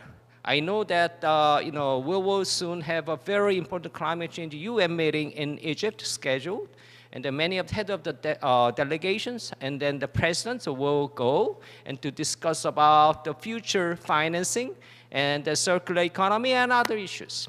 And then there are other important meetings right after that, talking about the plastic issues in Latin America. So things are moving on. And then we know that large companies have their own capabilities, actually to find a way of not only surviving, but also making opportunities for themselves, which tend to give a lot of influences over the lives of not only the ordinary people, but to a large extent, I would say, their governments. However, then question is how we can actually bring the small and medium-sized firms into this context. Do they have to rely on the governments? Or can they have their own capability or room that they can share together with other important stakeholders? How can we connect the dots among the small and medium companies in these areas? So these are some of the challenges and interesting opportunities that we can enjoy actually throughout, and not only today, but also in the future as well. In the sense that I'm sure that there are many more issues that we can think about and then share together today. Having said that, we have three very distinguished panelists to share their wonderful insights on these matters. Not limited to this, I'm sure that they may have something more to add. The first speaker is Atsushi Watanabe from the IGS. He is online now. And the second speaker, panelist, is Bulga from the Asia Development Bank. And third speaker is Dr. Pinto from the Central European University. And then I met personally two of them before, so we are living in a very small world, right? I'm sure that they will share their, as I said, very important insights in how we can move forward in the future. So I would like to give each panelist for about, say 5 to 7 minutes in terms of the time management, and then we will see if I can have another round to talk about some of the issues, okay? All right, so I saw that Dr. Watanabe is online. So Dr. Watanabe, do you hear me? Yes. Okay, so floor is yours now. Yes, thank you very much, Professor. Well, so you raised the important question about how we could move forward to bring SMEs further in the context of the nexus of the important issues and how we can connect the dots. And my immediate answer will be local knowledge or local society's needs. Because, let me start with making some excuse about not being able to join the session physically, because I just finished a workshop at the remote rural society, rural community in Japan, where people are suffering from various issues like depopulation and so on. And in that sense, the decarbonization or the sustainability transition is quite challenging for the local business sector as well as local citizens, because they are also already suffering with a lot of issues threatening the survival of the community. So, for example, in such a society, although people know that the reduction of the use of private car is effective in reducing the carbon footprint, they are quite hesitant to take that options just to contribute to climate change mitigation, because they still need to have access to the mobility options that they use to their workplaces, hospitals, shops, and so on. So while talking to people or talking to business sector just about climate mitigation or just about circular economy is not a very plausible option. However, when we changed the topic slightly to think about the future options for their mobility, for example, in 10 years or 15 years, a lot of people become older and they don't have the driving license at that time. So how they can still manage their needs for mobility? Then they are able to start think about the alternative options for securing their access to basic needs in their society in 10 or 15 years later from now. And then there is a room for citizens as well as local business sector, including small and medium-sized companies, to seriously think what will be the available options for them and what kind of actions they can start from now. So in that sense, by way of changing the topic slightly, both local small businesses as well as local citizens can be the leading drivers for the local transformation instead of not just the beneficiary of the transformation. And in such kind of the transformation and in such kind of exercise to envision the future of local societies, small and medium enterprises have vital roles because they are often free from the constraints of their established business models, and also they are quite they are located in a quite close, closely positioned to the local demands of the essential services such as mobility, housing, energy, food, and healthcare. So they are in a very good position to dream and they propose their dreams to as the alternative options for the local societies. That said, as many rapporteurs in the previous World Cafe sessions reported, there are many constraints facing the SMEs are facing, including the financial challenges or the lack of management skills or difficulties of managing their times with limited personnel and so on. So as some of the rapporteurs already mentioned, I fully support the idea that we need to grow the ecosystems of innovators and ecosystems to grow the SMEs that are brave enough to embark on the trial challenges to contribute to their sustainability transformation together with the local authorities and together with the local citizens based on the local knowledge. So I believe this is kind of one of the important missing link to connect the dots as Professor suggested. And to this end, I also fully support the idea that we need to consider the policy coherence, not just within the government, but also between the government and the local authorities and between the different local cities, municipalities, for example, as well as the different sectors like financial sectors, educators, or technical providers, including larger companies. So we are, our institute, IGES, is now planning to start talking to some of the key partners like financial institutes or UN agencies and other international partners to consider how we can develop such kind of systems to support the growth of their supportive ecosystems for small and medium enterprises and social entrepreneurs who are embarking on the trial to promote circular economy, sustainable lifestyles in ASEAN cities. And I hope we can find also great partners among the participants in this conference. I'll stop here. Thank you very much. Thank you.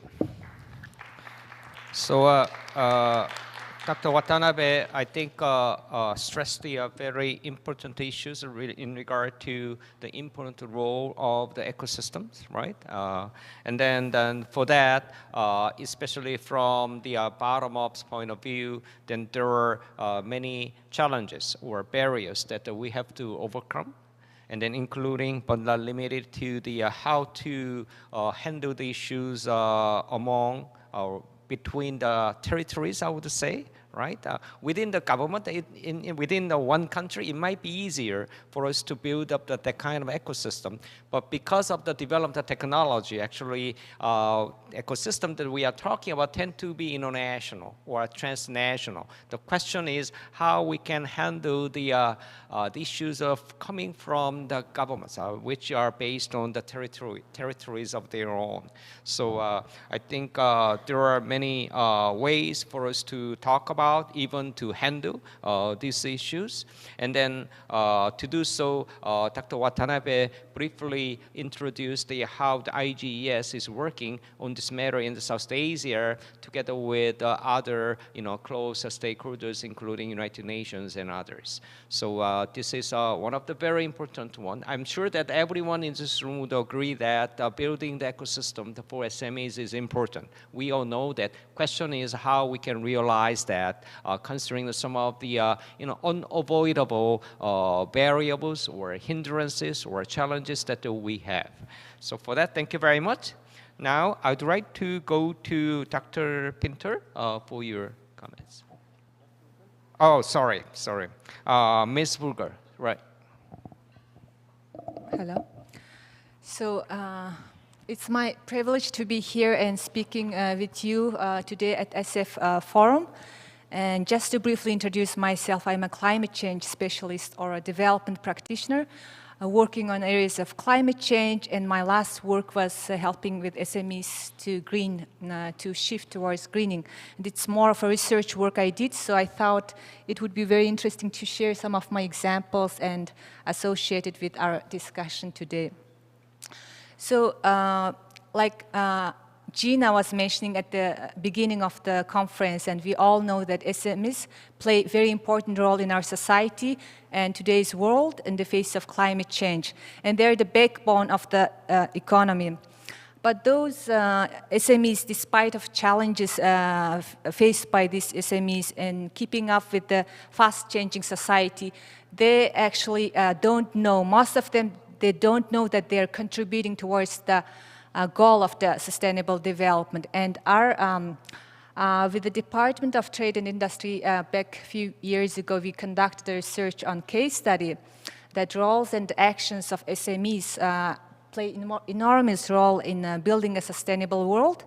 As a group, if we count as a whole, as a group, if you count at the global economy, particularly in equitable income generation, employment creation, and innovation and growth, they play a very much potential role to contribute directly or indirectly to the goals like SDG 8, SDG 9, 11, SDG 12. So we have to just support them in with enabling environment. And one of the studies that we conducted on their technological or digital capacity, we looked at the three levels. The first one is more of a no investment or less investment, the level 1. We looked at the SMEs that they did just behavioral change. It's really not in terms of monetary, but it's more of a change of the production processes or specific improvements in the behavioral or mindset of the, the factory they introduced. But then the level 2, which we call it low investment, means a very low investment was made to adjust existing processes such as low-cost operations or maintenance processes, introduction of affordable equipments in small SME made a huge difference. But then we have these SMEs that have a bit higher investment, which we call level 3, means substantial amount of investment, not only modify the production processes, or it's more of a making energy efficient modes, generating less waste, and producing less greenhouse gas emissions by changing the fuel. So with that, our study on the MSMEs and in their journey towards SDGs or to transition to more green environment, we come up with a few points, learning points, to answer the doubts that they have or governments have is it really expensive to move towards green? So our first, also they always ask, is it really possible for MSMEs to become green? And then through our research, we realized that it is really possible for SMEs becoming green, even without really investment, just change of the mindset, behavior, like transportation mode change. So the results of the case study we conducted show that going green is possible, and then greening intervention does not always require investment. So, but there are also, greening also could be profitable if SME could invest in certain technological changes that is environmentally friendly, then this could also save their money and then become more profitable. So that was really encouraging messages, we got through our research. But I think this kind of research, we have to really let other SMEs to know and then let them to have this, there is an opportunity in this world. Thank you. All right, thank you very much. So this somehow, from my point of view, as I understand, confirms what we may have thought about on the sort of the relationship between the, I think, opportunities that SMEs may have, and then sort of the level of the, I would say, support or investments for the SMEs. In that regard, that there are important implications that we can share. And I think critical implication that I could draw, maybe we could draw, is that how to build a sort of the, I would say, ecosystem, referring to what Dr. Watanabe just mentioned, in terms of the sharing the information, necessary information, also building the momentum among the different SMEs, that we don't know all the names of the SMEs, even if many of them have great potentials, how we can build a orchestrated sort of the influence among the different SMEs over this process. I think these are some of the issues that we can also further think about. So that's about Mr. Buga's, sort of the inputs in terms of how to, move forward. Okay, she provided us sort of some of the ideas and then points that we can further address. And then the final panelist is Dr. Pinto. I know that Dr. Pinto can talk about anything that you might want to ask him to deal with. So in that regard, I'm very curious to know what kind of the good inputs that he would try to bring to the table today. So Dr. Pinto, the floor is yours. Thank you. That was a very challenging introduction that so I'm trying to stay true to that expectation. Maybe just about my background that is related to this comment. I'm in academia right now, but I also worked in think tanks and in fact business, and in fact we just established a startup this year from a research project. So we jumped that steep hill and I think that's an important question. How do you connect the different players with respect to circular economy? And I think that came out in many of the conversations because the challenges of the circular economy and sustainability are, of course, not challenges of any one entity. It's a common challenge, and in order to tackle that effectively, we obviously have to keep working together in partnerships. This is not a new idea. It has been on the table for a long time, but it's as valid today as it has ever been.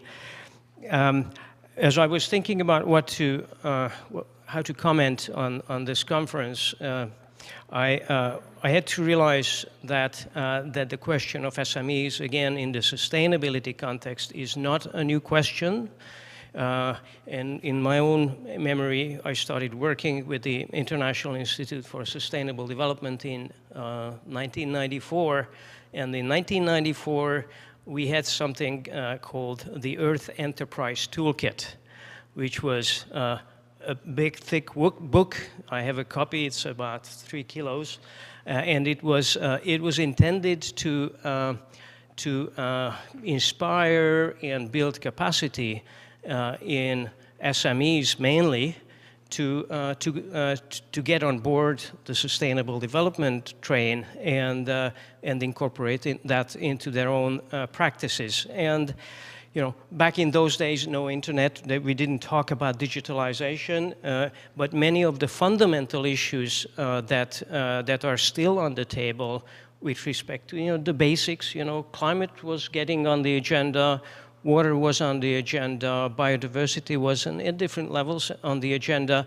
So those are still issues that are still with us.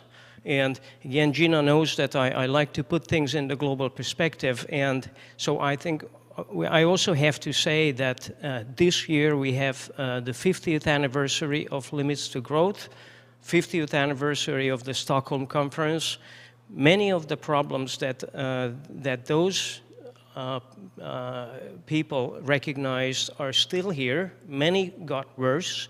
We are at you know, serious planetary boundaries. So the challenges that SMEs are facing, among others, with the rest of society are still with us. So I think that's sort of the broad framework. So the question is, you know, how do SMEs relate to that series of problems and make their own contributions, whether they are working in, you know, in packaging, in manufacturing, in the transport sector, in the food sector, and so on. And they make their own contributions in different ways.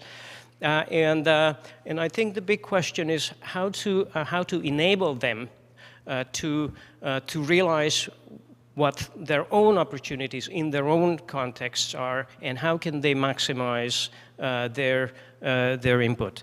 Now, of course, ASEF has done a lot of work previously on the SDGs, and I think we also need to link these challenges to the SDGs. And of course, from the perspective of the circular economy, there are some SDGs that are particularly important, like sustainable consumption and production, but also in their own way, water, biodiversity, and so on.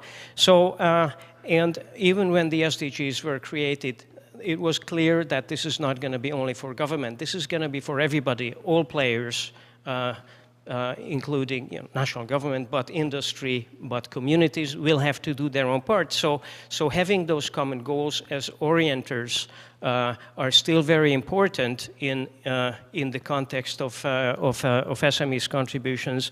So I think we should remember that. Now, given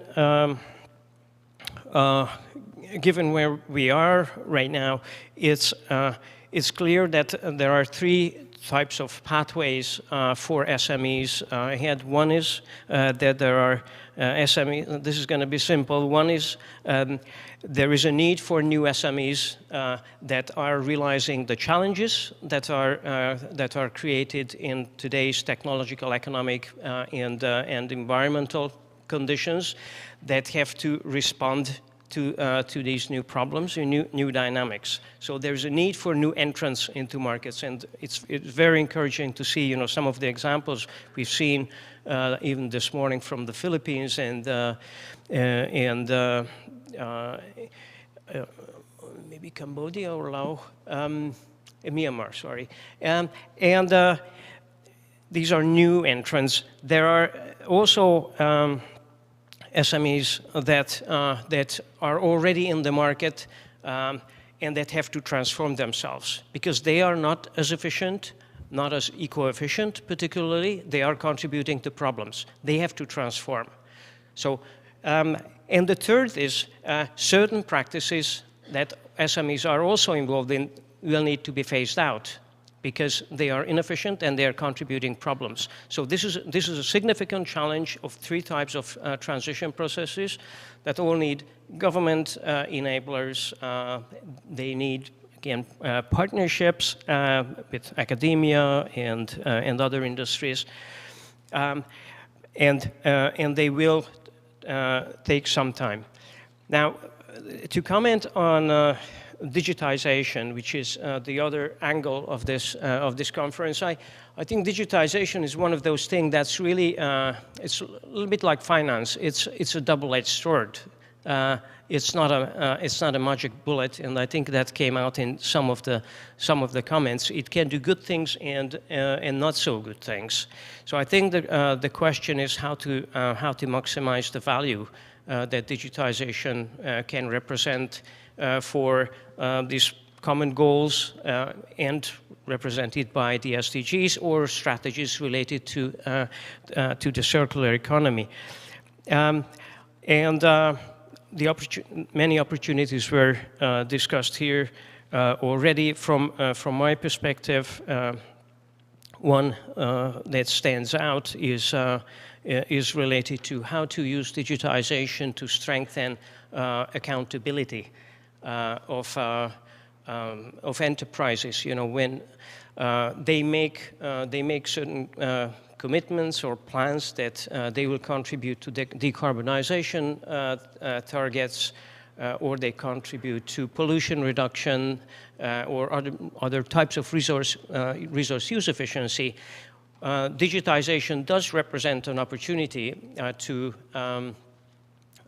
track progress and to report, hopefully not in complicated ways, to report on performance, and that represents a learning opportunity for SMEs themselves. It's important for regulators to understand how successful is the SME sector in contributing to solutions, and essentially it helps with accountability, so that if we are not on track, and in many regards, of course, you know, climate and biodiversity, we are not on target, then it can kind of serve as a wake-up call to do better. And maybe a last point, a comment I made in our small group, where we discussed needs and opportunities of how can SMEs contribute. The point I raised was there the need for SMEs also to act on the basis of strategic foresight. And the reason I say this is because our context, you know, environmental and broader sustainability context, is now changing more rapidly than ever. You know, all the risk to supply chains and resource availability, you know, the climate challenges, they are changing very rapidly. It's not enough to plan and develop solutions that are responding to today's problems, because those solutions might not actually be sufficient and adequate by the time they are actually put into practice. So there is a need to act with foresight. It's easier for larger companies because they have capacity to think ahead, but it's equally important for SMEs to have access to the type of strategic foresight that they can kind of proactively think their technologies, make their investments, do their HR development and partnerships and so on. So I think that was kind of a handful. So I hope I was true to the expectation that I cover everything. And thank you very much. Thank you. Right. It's going to take another 10 minutes for me to summarize what you just he said. So let me, just try to pull some of the thoughts that he tries to bring up. So I think overall, what he tries to say is that there are opportunities in the sustainability area. And then I like Dr. Pinto's comment that, what is the role of the IT sector in this regard? And then he said that to strengthen the accountability for the SMEs in this field. I think IT technologies have unique characteristics in the sense that because it tends to reduce the transaction cost, information sharing cost, right? We can be connected at any time. And then actually two other speakers that they emphasize, even you, is that, you know, the question that we have to address for the SMEs is that how we can help them to become an important player without being affected by the territories or governmental regulations, right? Big companies have their own capacities actually to be able to address them. Then how can we build them? And then the answer, one of the answers may be using the IT technologies because it's costless, right, or less cost. So that's what I liked very much, and also strategic foresight as well. SMEs sometimes we don't know what are the future technologies for us, and then once again we need to build a sort of ecosystem that Dr. Watanabe emphasized, even in this regard. And we know that there are very important and useful bottom-up approaches, right, and community-based approaches that can be better developed by SMEs, local SMEs, and then how we can build the ecosystem is to bring all of them together. And then in the end, I think that thinking about not only the technologies themselves, also sort of economy analysis themselves, also thinking about relevant stakeholders' involvement in this regard. Of course, the central player for today's discussions is SMEs, and then without just hoping them to become big, we cannot achieve them. We need to be a little bit more active, actually, to build this kind of the ecosystem that once again Dr. Watanabe referred to, and then thinking about some of the lessons from the two other panelists. So I know that we might want to have more discussions, but at the same time I know that there are another important meeting scheduled right after this. So unless you have any urgent request, I think that we can finish this closing panel here today. Okay? All right. Thank you very much.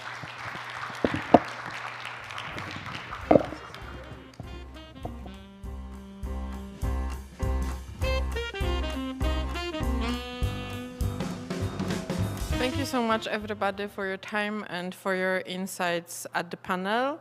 I would like to now invite our partners to do closing remarks. I believe the first one is Hyun. The floor is yours.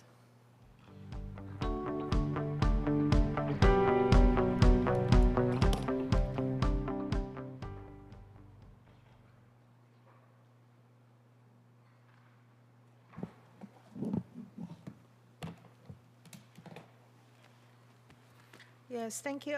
So I think that everybody looks very exhausted listening to all these, comments and remarks. And but anyway, we listened to a very wonderful wrap-up presentation by this panel discussion. Panelists just completed. I'll just recap what we discussed today. I'll just make it very short and brief. So as our panelists just mentioned, and Professor Chung and Mr. Laszlo and others, so SMEs obviously is something as a connecting, SME is an actor to connect the dots, connecting the dots for the missing link in a sustainable industry and circular economy. So obviously, I think that we have, broadly speaking, 3 groups of actors to play different roles to move forward to maximize the value of digitalization innovation of SMEs for circular economy. So first group, governments and policymakers. So we need a better, more coherent policies across ministries and government offices. And we need also smarter regulation and also enforcement of laws and regulations. And also we need, for example, better, easy to understand guidelines on policies and regulations, which can be tailor-made for SMEs so that they can understand better. And then also various forms of incentive mechanisms for SMEs and etc. And also, obviously, we need an infrastructure for digitalization. So many things can be handled by the government and policymakers. And second group, business community, SMEs themselves as well. Mr. Laszlo rightly pointed out. So SMEs themselves also need to take their own initiative for change by doing their own parts. SMEs need to transform themselves, tackle inefficiency, and solve their own challenges. The third group is, I would call it SMEs support organizations and expert communities. For example, our 5 partners of ENVforum, including ASEC, Asia Europe Foundation, and Hans-Gerlach Foundation, Stockholm Environment Institute, IGS, and other some research communities and from international organizations. So we are all here to support the SMEs. So our role here is to basically essentially facilitate cooperation across different countries, different industries and sectors by sharing information and best practices and lessons learned. So also promote partnerships. So today, this kind of ENVforum is basically serve that purpose. So this is my today my takeaway from this ENVforum. Yes, thank you. Thank you for listening.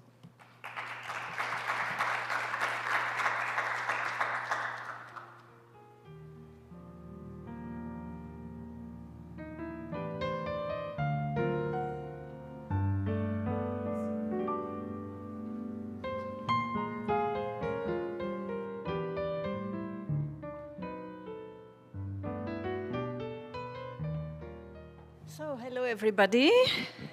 I have the heavy task to be the last speaker.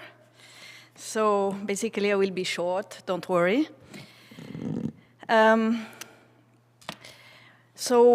Ladies and gentlemen, to all of you attending in person and online, greetings from Seoul, Incheon, sorry, Korea.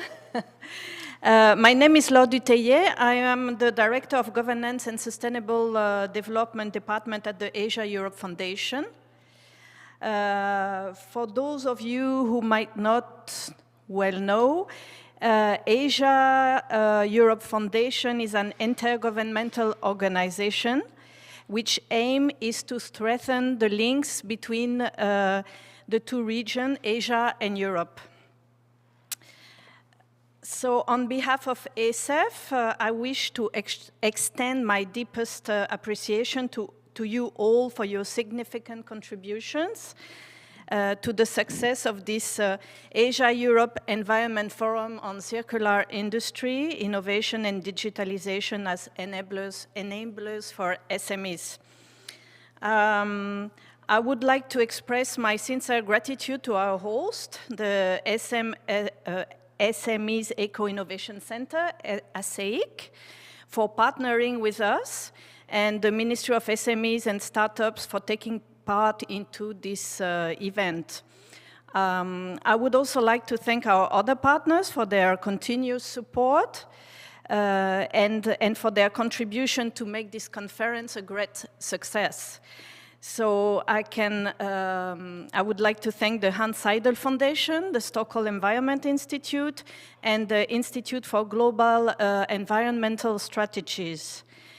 Today, official and expert professionals, hailing from many of our SM partners, have exchanged knowledge, practice, and opportunities, both in person and online, on a variety of topics related to circular industry. This include the interplay between decarbonization and the role of SMEs in it, the digital transition of greening, digitalization and transformation, the interplay between our Environment Forum and the 2030 Agenda, and about solutions leading to a more inclusive economy and much more. So I'm with high hopes that the key recommendations and outcomes documents stemming from this conference will contribute to advance the ENVforum strategy towards the 2030 agenda, making it deeply relevant in both Asia and Europe. This event wouldn't have been made possible without each and every one of you. And I thank you for your time, for your expertise, and for your enthusiasm, which you shared and offered today. Next year, we will already be celebrating the 20th anniversary of our Asia-Europe Environment Forum. So I wish we will be able to have fruitful discussions and exchange in person again.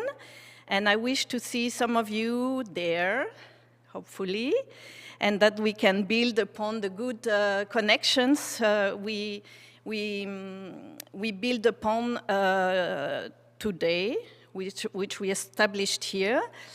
And in conclusion, please join me in thanking additionally to the ASEC team, the SF, HSF teams, working hard behind the scenes to make this conference a successful reality. So I thank all of you for your attention, and I wish you a very nice evening.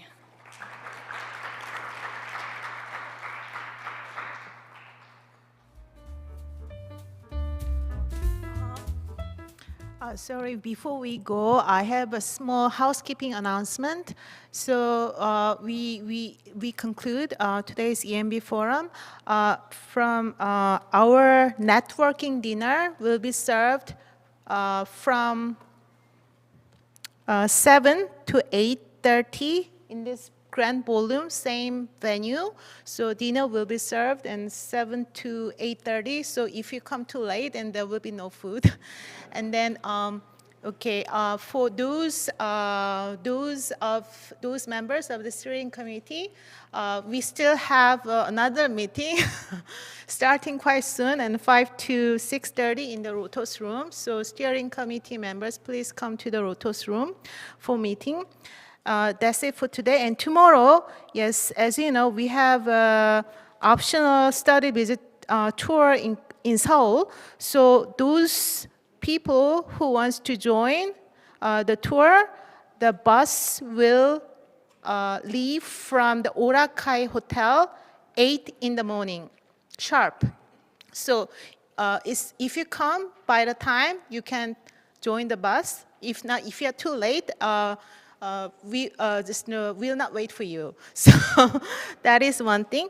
And for those, there are actually two groups, and who wants to come back earlier back to Incheon, there will be bus arranged leaving from Seoul around 3 p.m.